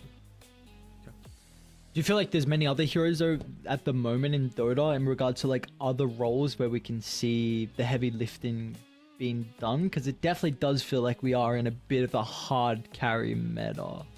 The 5 Venomancer, I think, can do some heavy lifting. Yeah, I mean, sure. Definitely did in that game, right? So let's see. Speed put in some work. He did play the Enchantress in that second game against BetBoom, and he actually laned with it as well. So he didn't, sit back as we have a look at the man himself. Just do a bit of practice. Click the Plague Ward, place it on yourself. Yeah, it's a very sick mouse. Mouse, whatever. Meese, yep. Meese, yes. And they're all focused out, AUI looking at the nerdy stuff. When do they pick him what? I mean, he's it's the encyclopedia, dude. This is what I was talking about. Volume 1. NA Dota. Well, let's see how NA Dota is going to be able to match up against the boys on Falcons. Oh, wow. Their banner's sick. I haven't seen the new banner in game on Falcons, but you guys aren't going to see it for a little bit. We did just get the draft up, so we get that one on screen. Hopefully, you're going to be able to see it in game, but damn, that's a sick banner. Anyway. Falcons going to be on Radiant. They're playing with first pick. We got Wildcard on Dire with second pick. There's your Veno. Bye-bye. Let's not mess around anymore. Baseball ban it now. How fast is this ban phase going to go? Like, just get rid of all the cheese, basically. I mean, sure, Alchemist DK seems pretty straightforward, right? They're just one of these heroes that can completely take over a game, let's say 20 minutes in, and I think you just don't want to give them that possibility. If I'm Wildcard, Pangolier is next on the board for me. Falcons are just saying, again, just take away the comfort from them. There's a reason that Wildcard... This isn't like a thing to flame them, but there's a reason that they haven't been to a ton of tournaments before, and perhaps it's that they have a relatively narrow strategy pool, let's say. So if you just take away their plan A, then they don't have as much left as, a much more experienced team like Falcons, for example. Yeah, that's, I think, the big thing, right? The experience, where these are still some very young players and a very young team who haven't had a lot of time to be able to form their ideas, practice their ideas, have it tested against not only teams they're scrimming, but teams they're playing in qualifiers, but also then teams from completely other regions. So it's going to be an overall very good test for them. And let's say you brought it yesterday. It definitely felt like the thing for them is like how many pocket strategies you're going to have, and can you just catch people by surprise?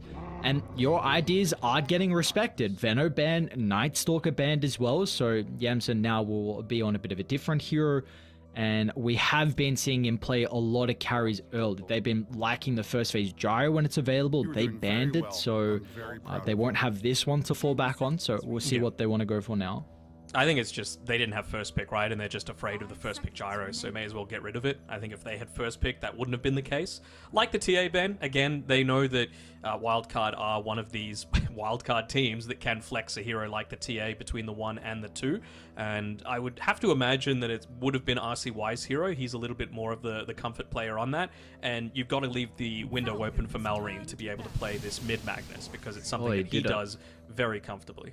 Okay, so I was not entirely sure if they were a morphed him and if they were a first phase morphed him. I think this, at least I've seen some games where if you are incredibly comfortable on the morphling, there's absolutely no reason why you can't first phase it, and it can look incredibly strong. Like Doom is already removed. That is what I would say is probably the most important hero that has to be banned. And the mag is Mag 3 does absolutely nothing to the morphling. Okay, like sure, there can be like maybe some nuke down with maybe 2-point shockwave, and if you have a support, I feel like that's completely unrealistic. I've seen morphling way more often than not actually just like bully the mag out of the lane, and you're such a good empower target as well for the morphling to play with as this game goes on. I'd be on board with them. Just again, I feel like Wildcard should be banning it, but pick up Pango, get Diffusal Blade, very effective against the Morphling. Yes, it's good to morph into as well, so there's also that aspect. But something like Lion Pango is where I would be looking here if I was Falcons. You know, you still give yourself a little bit of that flex with the Magnus. It could be a position 1 as well. And then the Lion, of course, just that quick burst that you're going to be able to need against something like the Morphling. Get him before he's able to go into the Strength Morph. Yeah, I wonder as well, like I'm trying to think of other heroes and looking for like crits heroes, like you speak about the Lion, but I'm just trying to think if there's any other options. Dark Willow, I feel like is very good with the Magnus, but then you're playing Dark Willow into Morphling in regards to the replicate.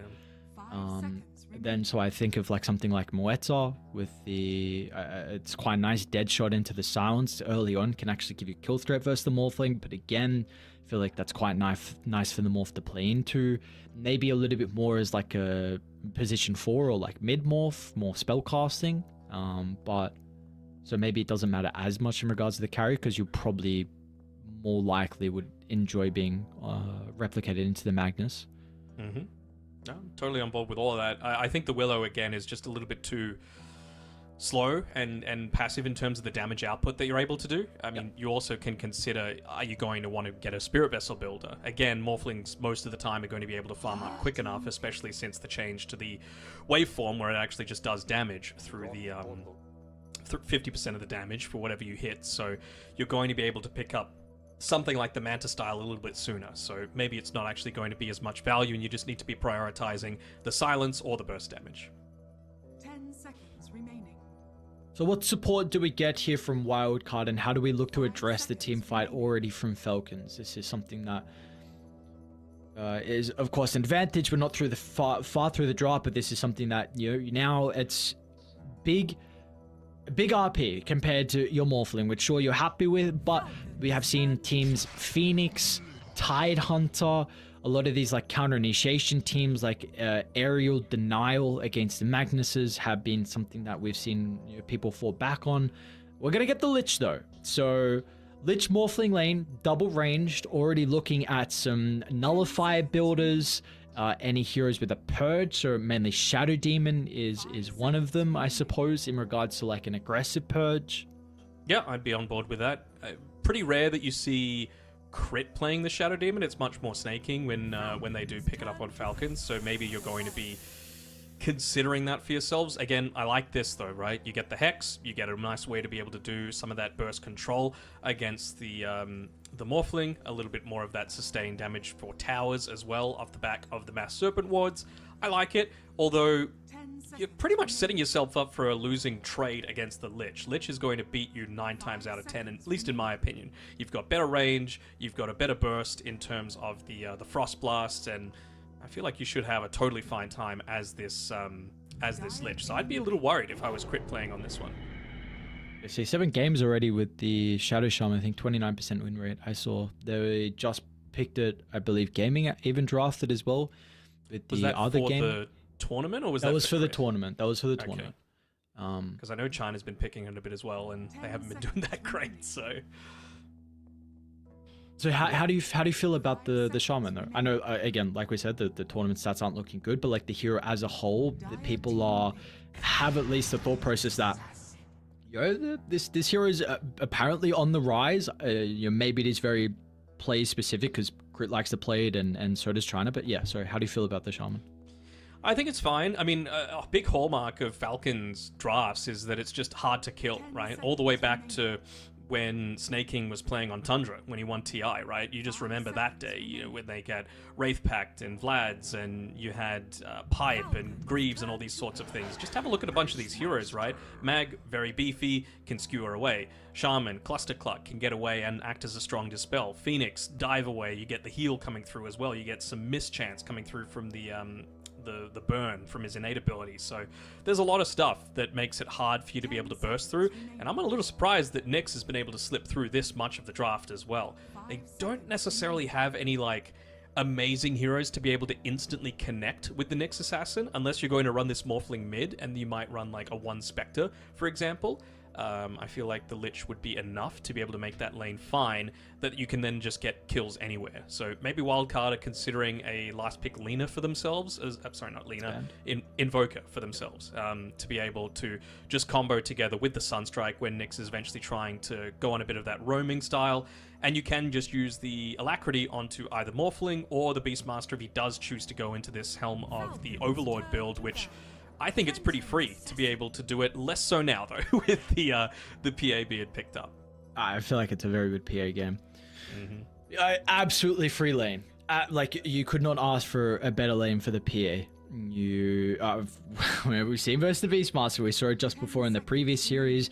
Now you have a Nyx Assassin as well, who is only going to be playing for pools. So I also am under the assumption that this PA matchup versus the Morphling is actually pretty decent for PA because, yes, high armor early, but you're going to get nuked down. Crits is how you deal with armor.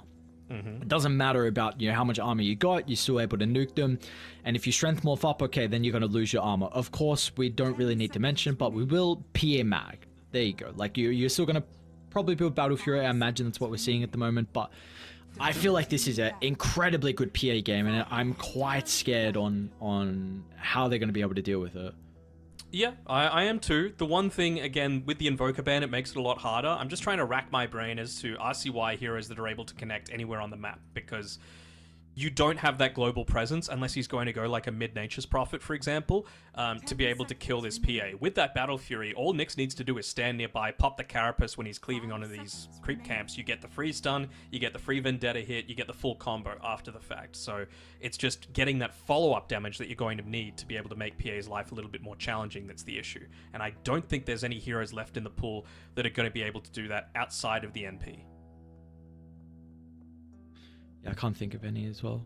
At least provide them that ability. Again, it's global, right? So the most mobile hero I would say that's left is that he plays is maybe Puck or Earth Spirit, but even then, it's a little bit too slow for me. I don't know if Mid Zeus is dead.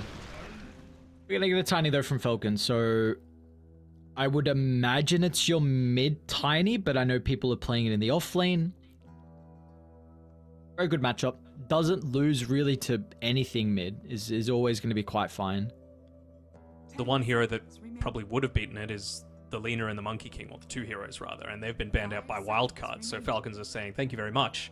We will take this very, very happily for ourselves. And again, another hard to kill hero, right? Just look at the common ground between all of these. Tiny, tons of armor, tons of health, even the craggy exterior innate, and PA, all that evasion that she's got on top of everything else. So they're just going to, I feel like they're going to be a little bit lacking in damage on wildcards. So whatever hero they pick with this last one overall, it needs to be something that accomplishes that. What do you think? Pango maybe? Pango's okay.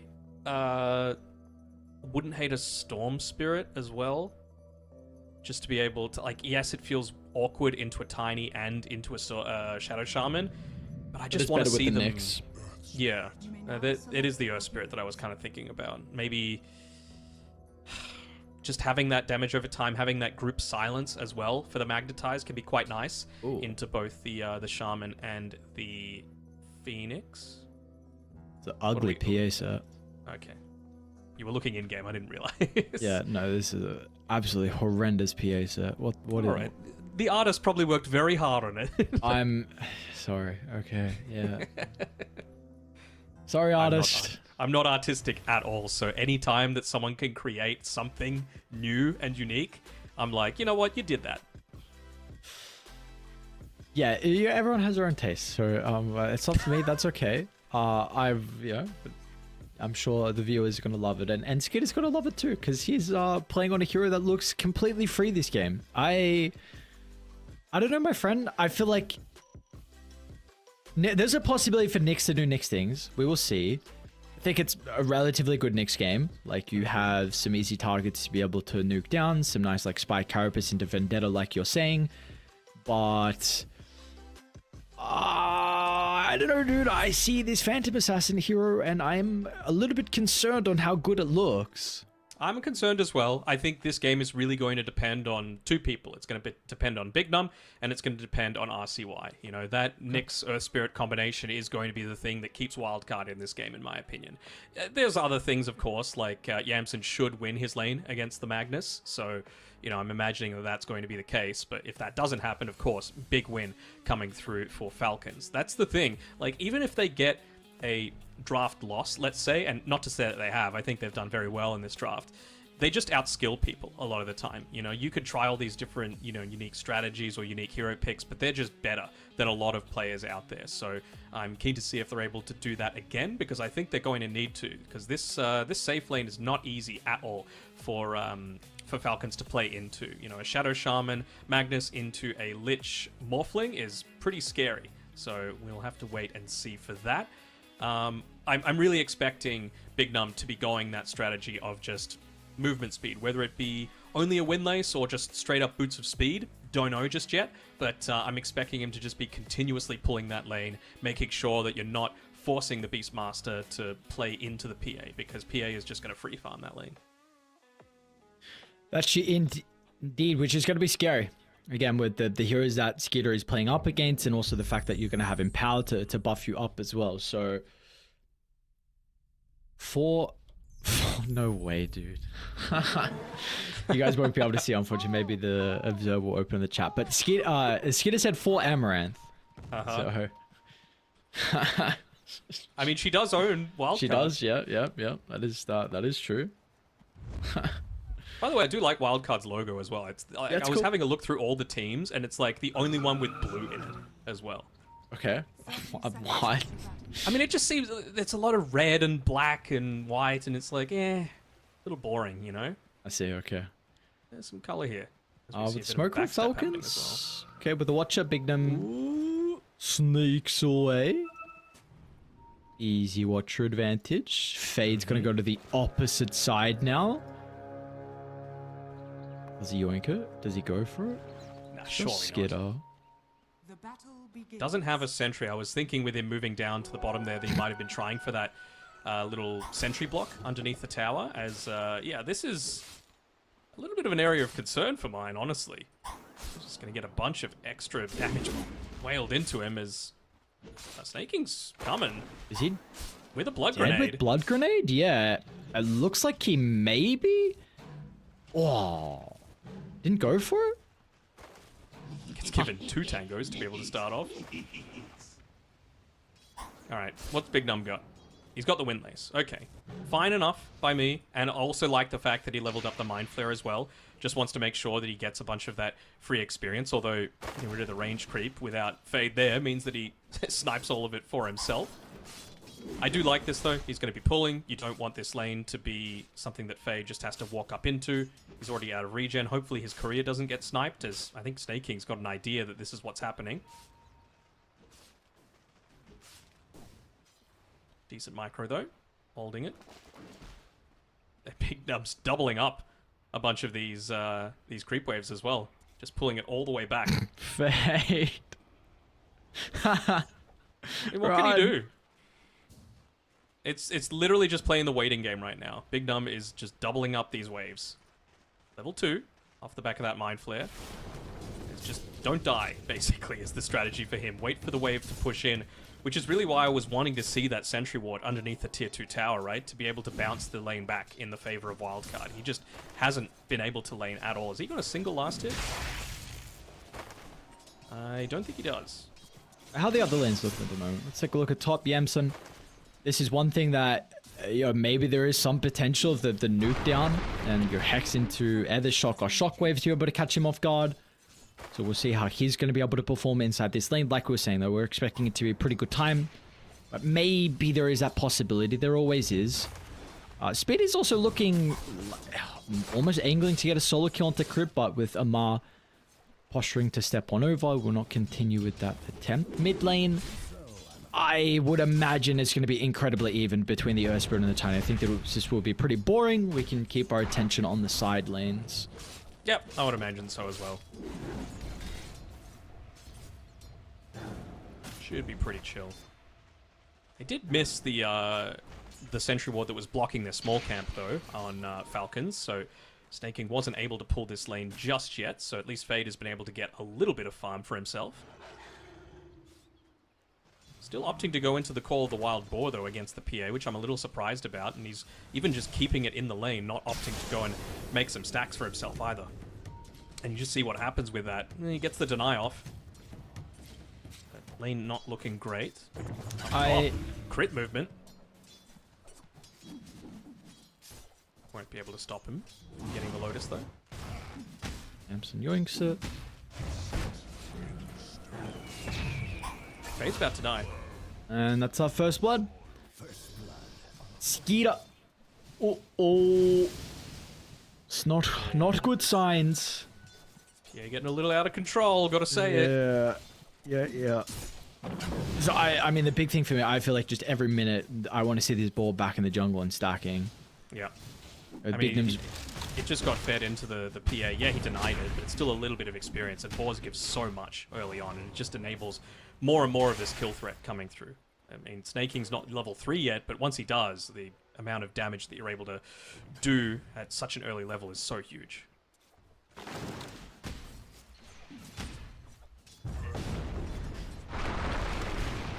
It is indeed. So with bottom being freed up, I mean, Bignum will try and secure at least the water rune for RCY. It looks like the opposite's going to be set for crit, so both mid laners will get their runes.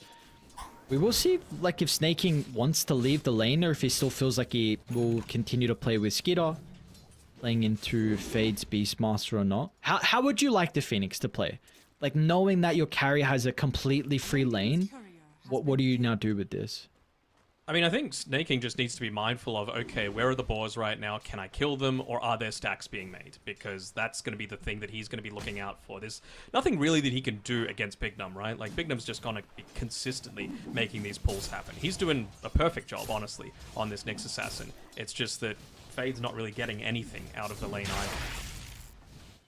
So I like this movement coming through from Snake. Again, it's a lot of damage that I'm going to be able to output just at level 3 on this Phoenix.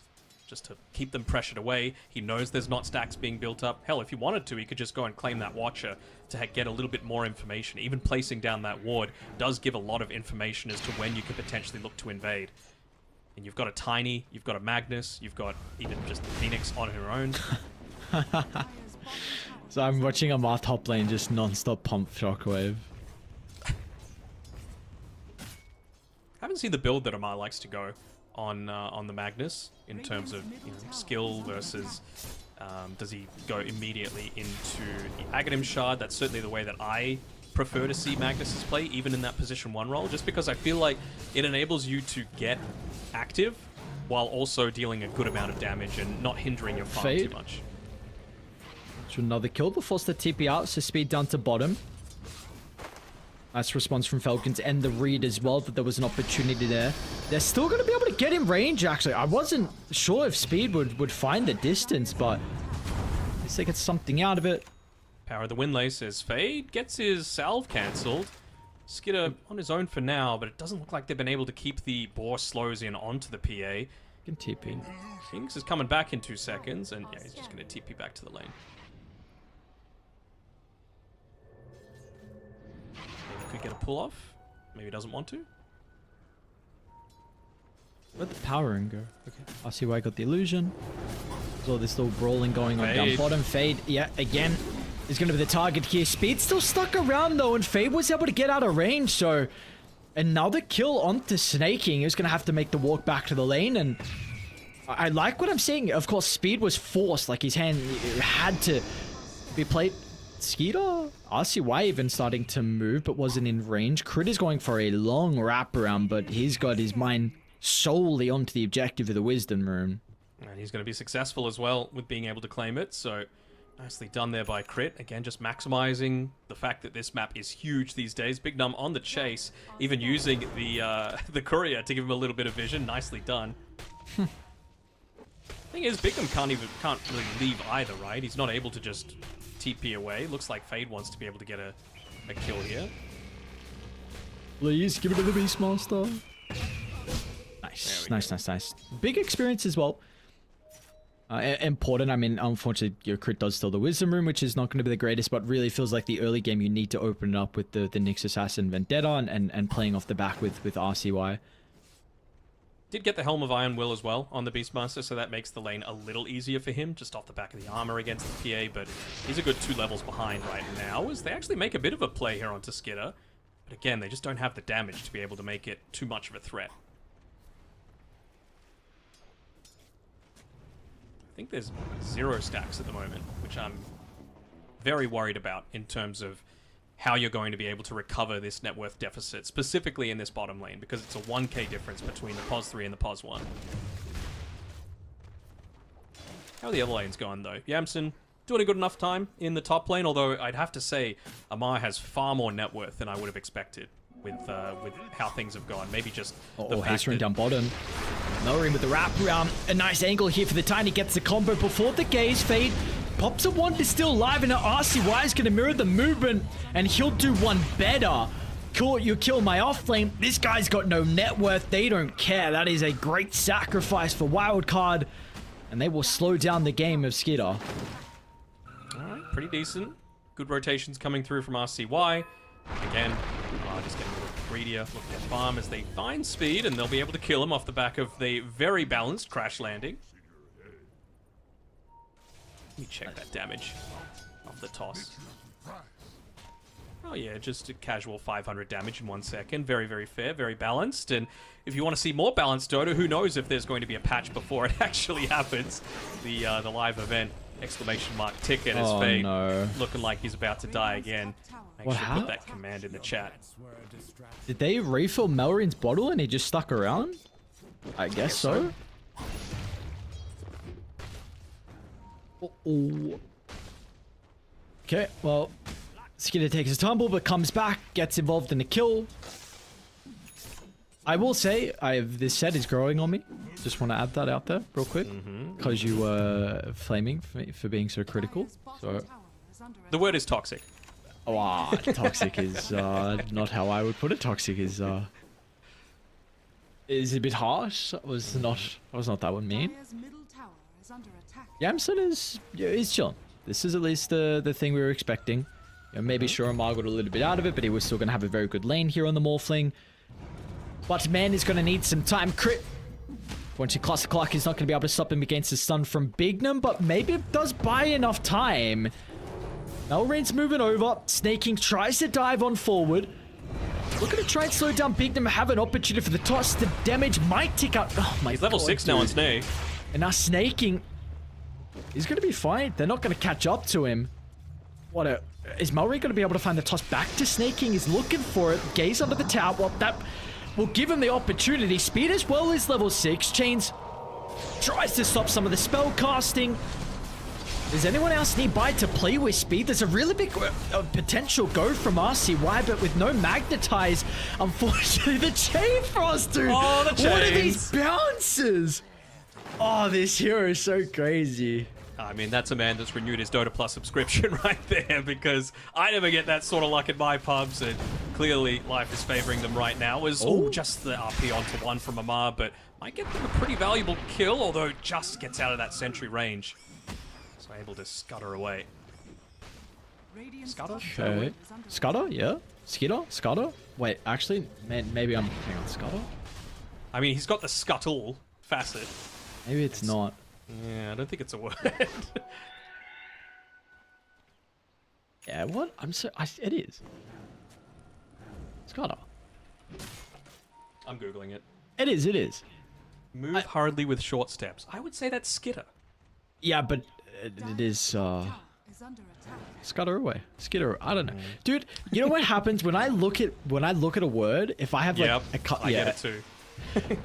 There's so basic ones as well. Like if I see a couple in a sentence, and I don't know what happens, my brain starts to be like, "Are we sure this is how you spell it?" Oh, I just get it with normal words like. Oh no, I know. Massive, for example. I'm like, how is that a word? How does that correspond to these things?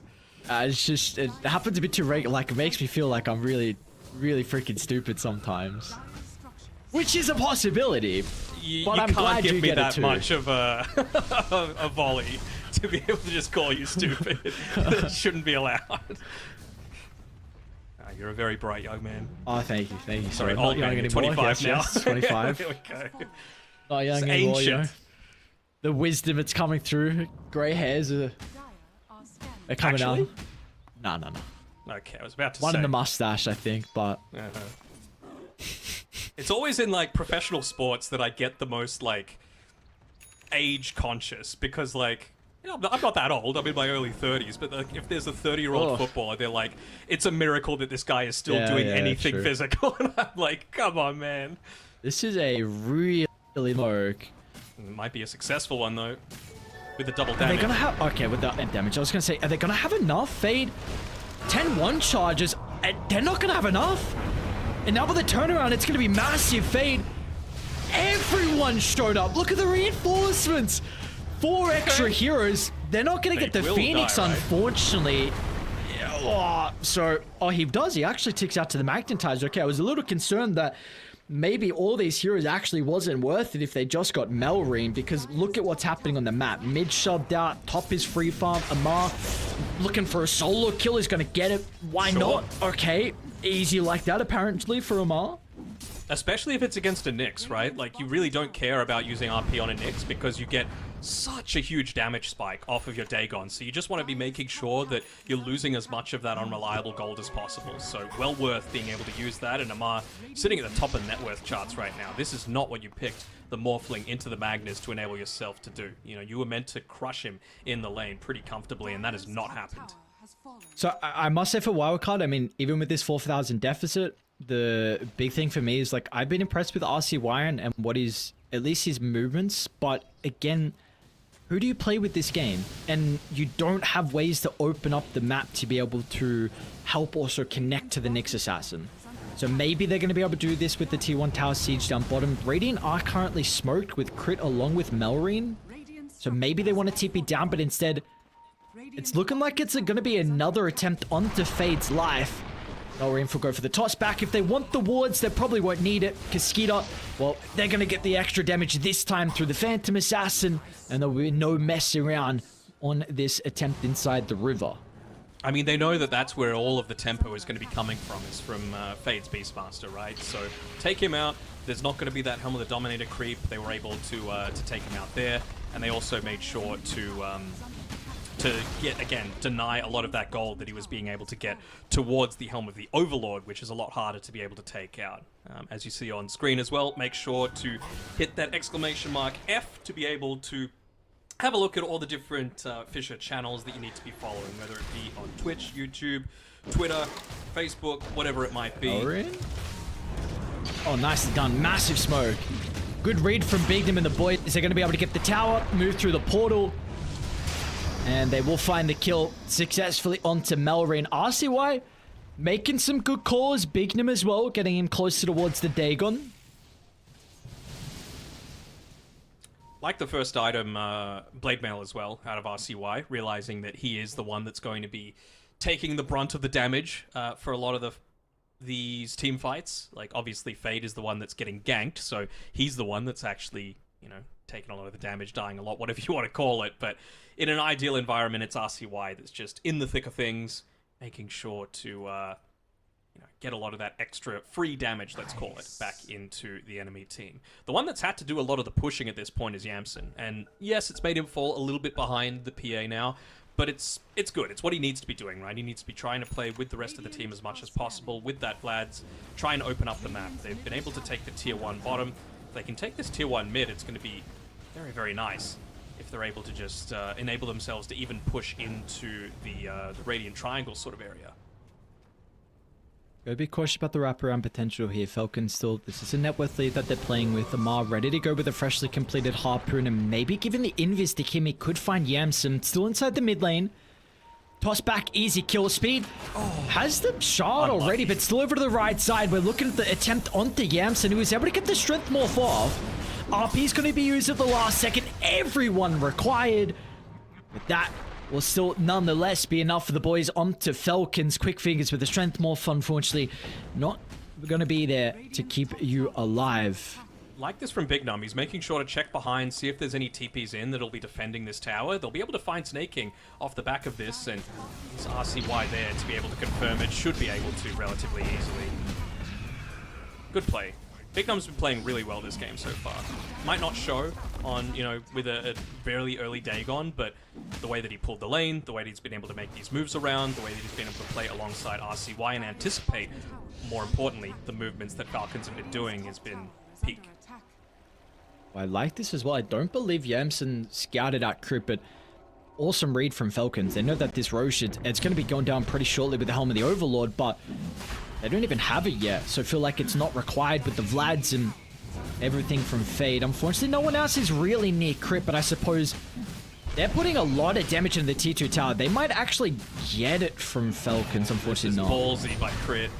I mean, they don't have Supernova, they don't have RP, so there's nothing really that they're going to be able to win this team fight off the back of. It just needs to be Crit trying to, like, make a... Well, they saw him. Yeah, they see. Let's go right, left. RCY is going to guess correctly. We will be able to TP out inside the tree line.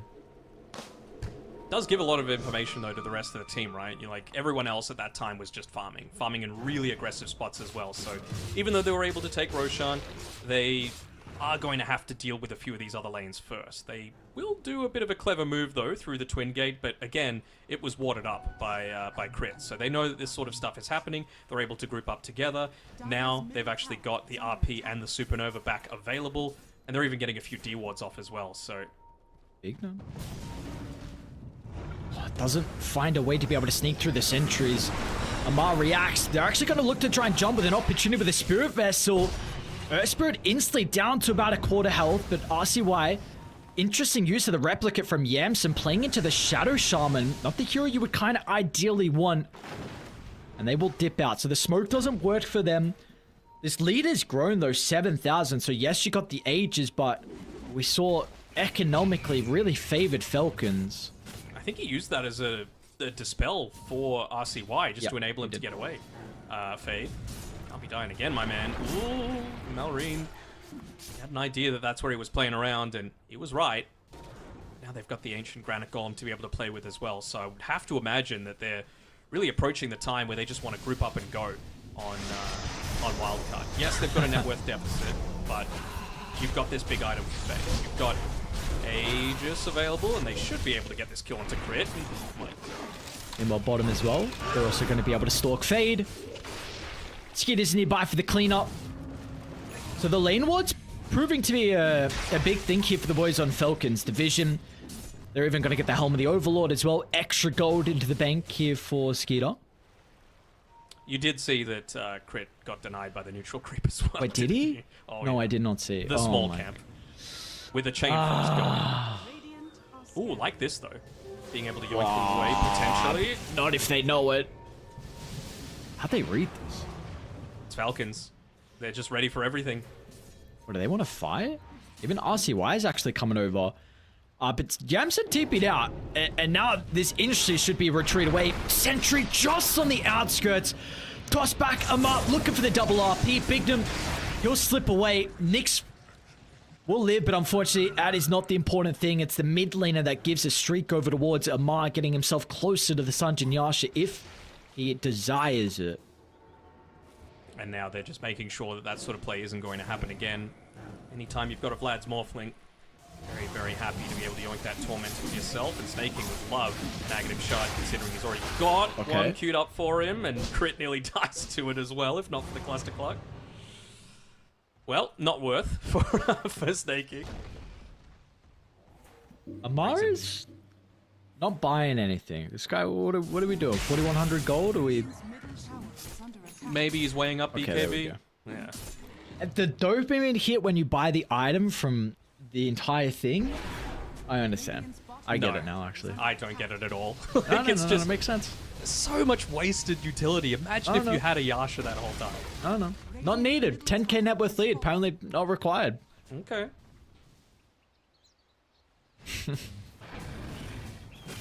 Dagon's available for Big Num though, so now they can actually look to make a few more of these plays. It's just a question of what are they actually wanting to do with this Aegis. They've only got it for another minute or so, but RCY, he really wants to be able to have that Sanjin Yasha for himself. Like, going up against a Tiny, going up against a Shaman, Magnus, it feels like a necessity at this stage, but I just don't think you can sit back and use this purely as a farming Aegis, so I wanted to see them take at least one more tower off the back of it. They will look to actually fully clump together as a team, though, which is the first time they've done this ever since the Helm of the Overlord has become available. Not too much time left on that smoke, though.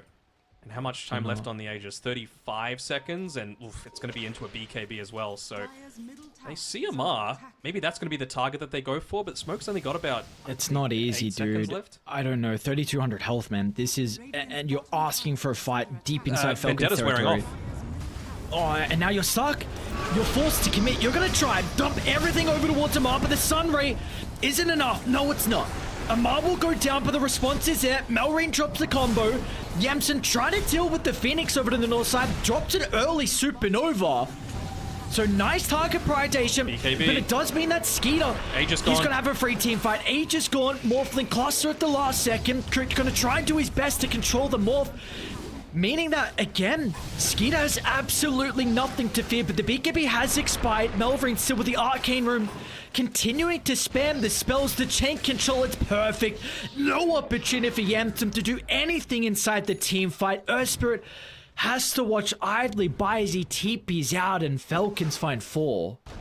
They do indeed, and it's just one of those things where it was so close to being able to go amazingly well for them, right? They get the good initiation, but they didn't realize that the BKB was coming out right at that point. You know, the amount of time that was wasted sitting back, getting the Aegis, not being able to make plays around this Helm of the Overlord creep, and I mean, it probably forced them to use another spell or two that they didn't actually want to onto Amar, just off the fact that he is so damn farmed. He's got this Sanjin Yasha. The control for him isn't going to be quite as strong. And you just see what happens, right? They just absolutely ran over them after the fact. Incredible dancing from Falcons. Get everyone, honestly. Mid lane, another kill, but not just a measly kill onto a support. This is one onto RCY. Crit's not going to mess around with the wards being used. Melrin gets another power rune. 1-2. But the 13 assist is the big one from Melrin. Massive in that fight with the Arcane. Scanning. Now the amp damage is where the kills are going to come through from him more than likely. It's just all about enabling Skitter at this stage, and I mean, he's already got the BKB going into the Satanic next, so he knows that he can just stand and man fight against this Morphling. Really, again, you see Big Num walking around off the back of this Sentry, which enabled them to get the kill on him previously, or at least go for the kill onto him previously, but you have the damage. Oh, Melrin was ready. Nice kill. Jesus. Oh my god. Nice read from them. Like you said, the Sentry, so they saw the Nyx was up to something. Speed tried to make it go with the support, but Dire's courier has was there for the counter. Gave enough time for the BKB, and lead keeps ballooning up. They're still going to try and go again, I but don't know. another read from Radiant. They're over to the right side. Evasion is going to be the only thing that potentially keeps Skitter alive, and that's enough. He's got a location to Phantom Strike away to. Radiant's bottom And Wildcard have to duck and run. Yamson TP's out. If they want to kill Skitter, it needs to be 4 heroes, at least. I really don't think Earth Spirit's going to make that big of a difference, but these other 4, you've seen that they've got a good amount of burst, right? Lich with a chain. How does he cross, Ice know? Wall. Dude, they're just so goddamn good at reading the map. Like, what is this, man? Godlike for Skeeter. The understanding of them where everyone is, the fact that it continued over towards the Ancients.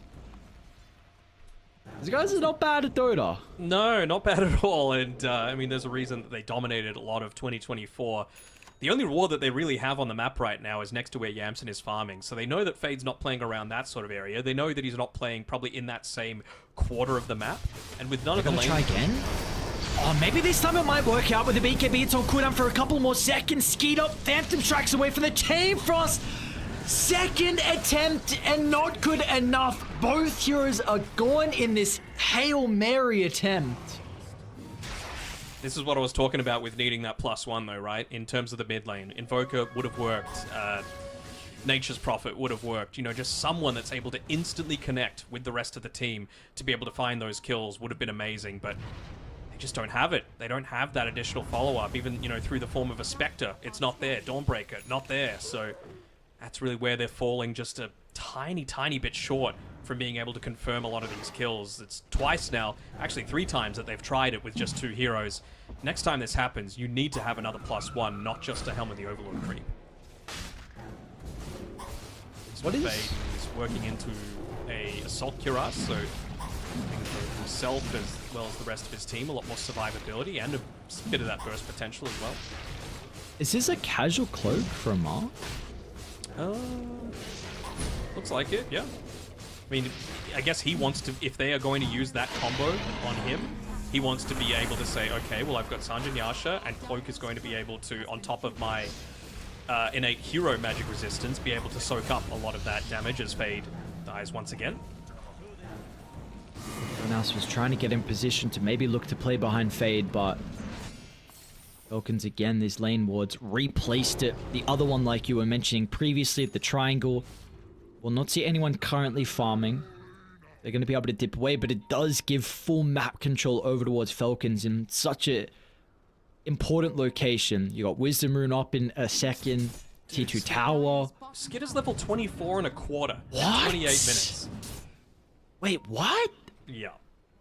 I mean, 12, 1, and 2. He's getting a lot of these kills, and he's getting a bunch of them solo as well, let's remember. Is this the most fun PA? It'd be up there. Yeah, dude, this is ridiculous, actually. Where's the... They've got the Roche banner as well on Snake King. So, you're gonna have to defend this. What, actually? I don't know if I've seen someone 24 at 28 minutes in. Pretty good. Nearly into the Orchid as well, off the back of the Satanic. Not even bothering with the creep wave that might be able to get him into that Orchid. Going for the tower instead, even through the Lich Frost Shield. I mean, they're going for a little bit of a rat play themselves, but the main hero that you want to be helping you, your Helm of the Overlord Beastmaster, is stuck back in the base, so this trade isn't anywhere near as fast as you should want it to be. The trade that feels necessary, though, unfortunately, for Wildcard. Bignum, again, just hunting around for any sort of TPs that might be coming back. Amar TPing into a very clever spot here. On the low ground instead, Bignum on the high ground. Vendetta now expires, looking for the Spike Carapace, but just on the outskirts of the skewer. Looks like, Crit's actually going to be able to get up to him to the tail end. Hex into the damage from Skeeter. Well played from Crit. Great position for him. Bignum, no sir. RP, why not? Amar. And that is a statement RP. It feels like a couple of them this game have been solo onto the Nyx. There's a reason this hero was banned out in the first and second phases. It's just taken out of the vast majority of drafts. You've got to make sure that there's not that burst damage potential coming through from this pesky bug. But yeah, their map movement is superior. Their team play is superior. Coming through on Falcons, their laning was better. They won every single one of their lanes, and yeah, looks like they want to be able to close it out at this 30-minute mark, even dropping the Mass Serpent wards to make it almost a necessity. Such a Chad Mag, dude. I feel like I always see this on Mar. It doesn't matter what hero it is. He tries to build like this. Sure. Like, what is with it. What is his Sanjin Yasha Harpoon Satanic with a casual cloak? That's so crazy. Beefy boy. I mean, the more health you have, the more effective a support Phoenix is at being able to keep you up, right? Yeah, sure. Percent damage is percent damage, so anything that just gives you a ton of it is going to be very nice. And he's going to go for his own AC. Fade just completed his, but long way away. I mean, the supports are keeping up, apparently, for Falcons. Crit's going BKB, which we've seen previously in the past. Sure. Just doesn't want to get interrupted. He's He's got the Blink Dagger available, and there might be movements coming through from the rest of the boys. Oh. Yeah. Wildcard trying to play together as a team. They can kind of do at this stage. They will 4-man smoke, move across the map, look to try and occupy their jungle once again. Potentially anticipating Falcons already be set up there. Need to be a high ground ward and a Hail Mary with the butterfly on Yamson, along with the BKB as well, just completed from RCY. I mean, they need some form of evasion pierce at this point, right? Like, Skitter is level 25. You've got the immaterial innate ability, which means 57.5% evasion for attacks for Skitter. Speed. Not about initiation. Oh, the stuns connects onto multiple heroes as well over to the right side, but it's just not going to matter. The net worth lead, they're just too far ahead. It wasn't even close. Maybe it was okay with it, jumped onto Crypt, but Falcons, everyone shows up in a heartbeat, and no one even puts themselves in a position where maybe they would have been killed off. The health pool wasn't close. Up the high ground they go. Amar has had enough of this game. Yeah, wants to close it out, doesn't want to have one of these nail-biting, close 60-minute games, and I gotta ask, not to flame the guy, but where has Fade been in a lot of these team fights? You know, even that very last one, as he's about to potentially get Harpoon skewered back, but good use of the Roar there, but even just his creep wasn't there, his Roar wasn't there, his AC aura wasn't there, and it just means that his team was kind of left solo and not able to burst down that initial target that they were going in onto. Well, Hail Mary last defense here by the looks of it, but this will give an opportunity for Falcons to feast onto the numbers.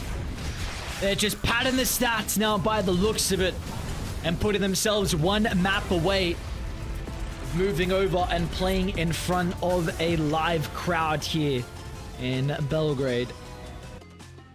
Dota's a game of big peaks and valleys, and we were both heavily commending Fade off of his Broodmother performance in that first game, but this is one that I'm sure he would like to forget. You know, the lane didn't go too well. Bored. I mean, bored? Depressed? Like, what's going on here? You just absolutely crushed a team. Adelan brought yourself closer to playing in front of that crowd. But there we go. Snake King got that cheeky little grin on his face, and that's really what I would expect to see at this stage. They just controlled the game from start to finish.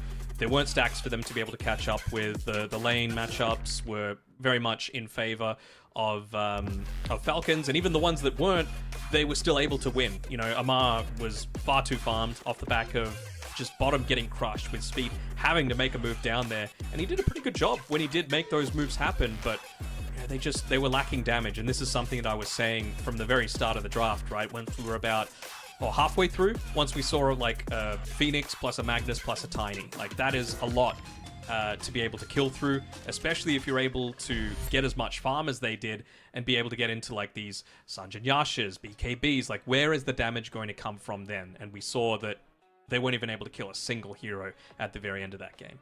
Yeah, unfortunately, we weren't able to see that lineup fully shined here for the boys on Wildcard. So, unfortunately. I think Gary's might have cut out, so I'm going to keep talking. So unfortunately for Wildcard, they're going down 1-2, so they're still in. They've still got a chance to be able to come back here, and their next game is going to be tomorrow. So they've got a little bit of time to be able to, reset, go back for a little bit of, prep work, see who they're going to be going up against. That's another one of the luxuries of being able to play one of the earlier series, is that you're going to be able to see who your opponents might be. So, yeah, they've got that to be able to fall back on. But the man of the hour was definitely Skitter. 25k damage, might not be the greatest, but look at that GPM, 857. Huge XPM as well, 1,155 before 33 minutes. Very, very good performance across the board.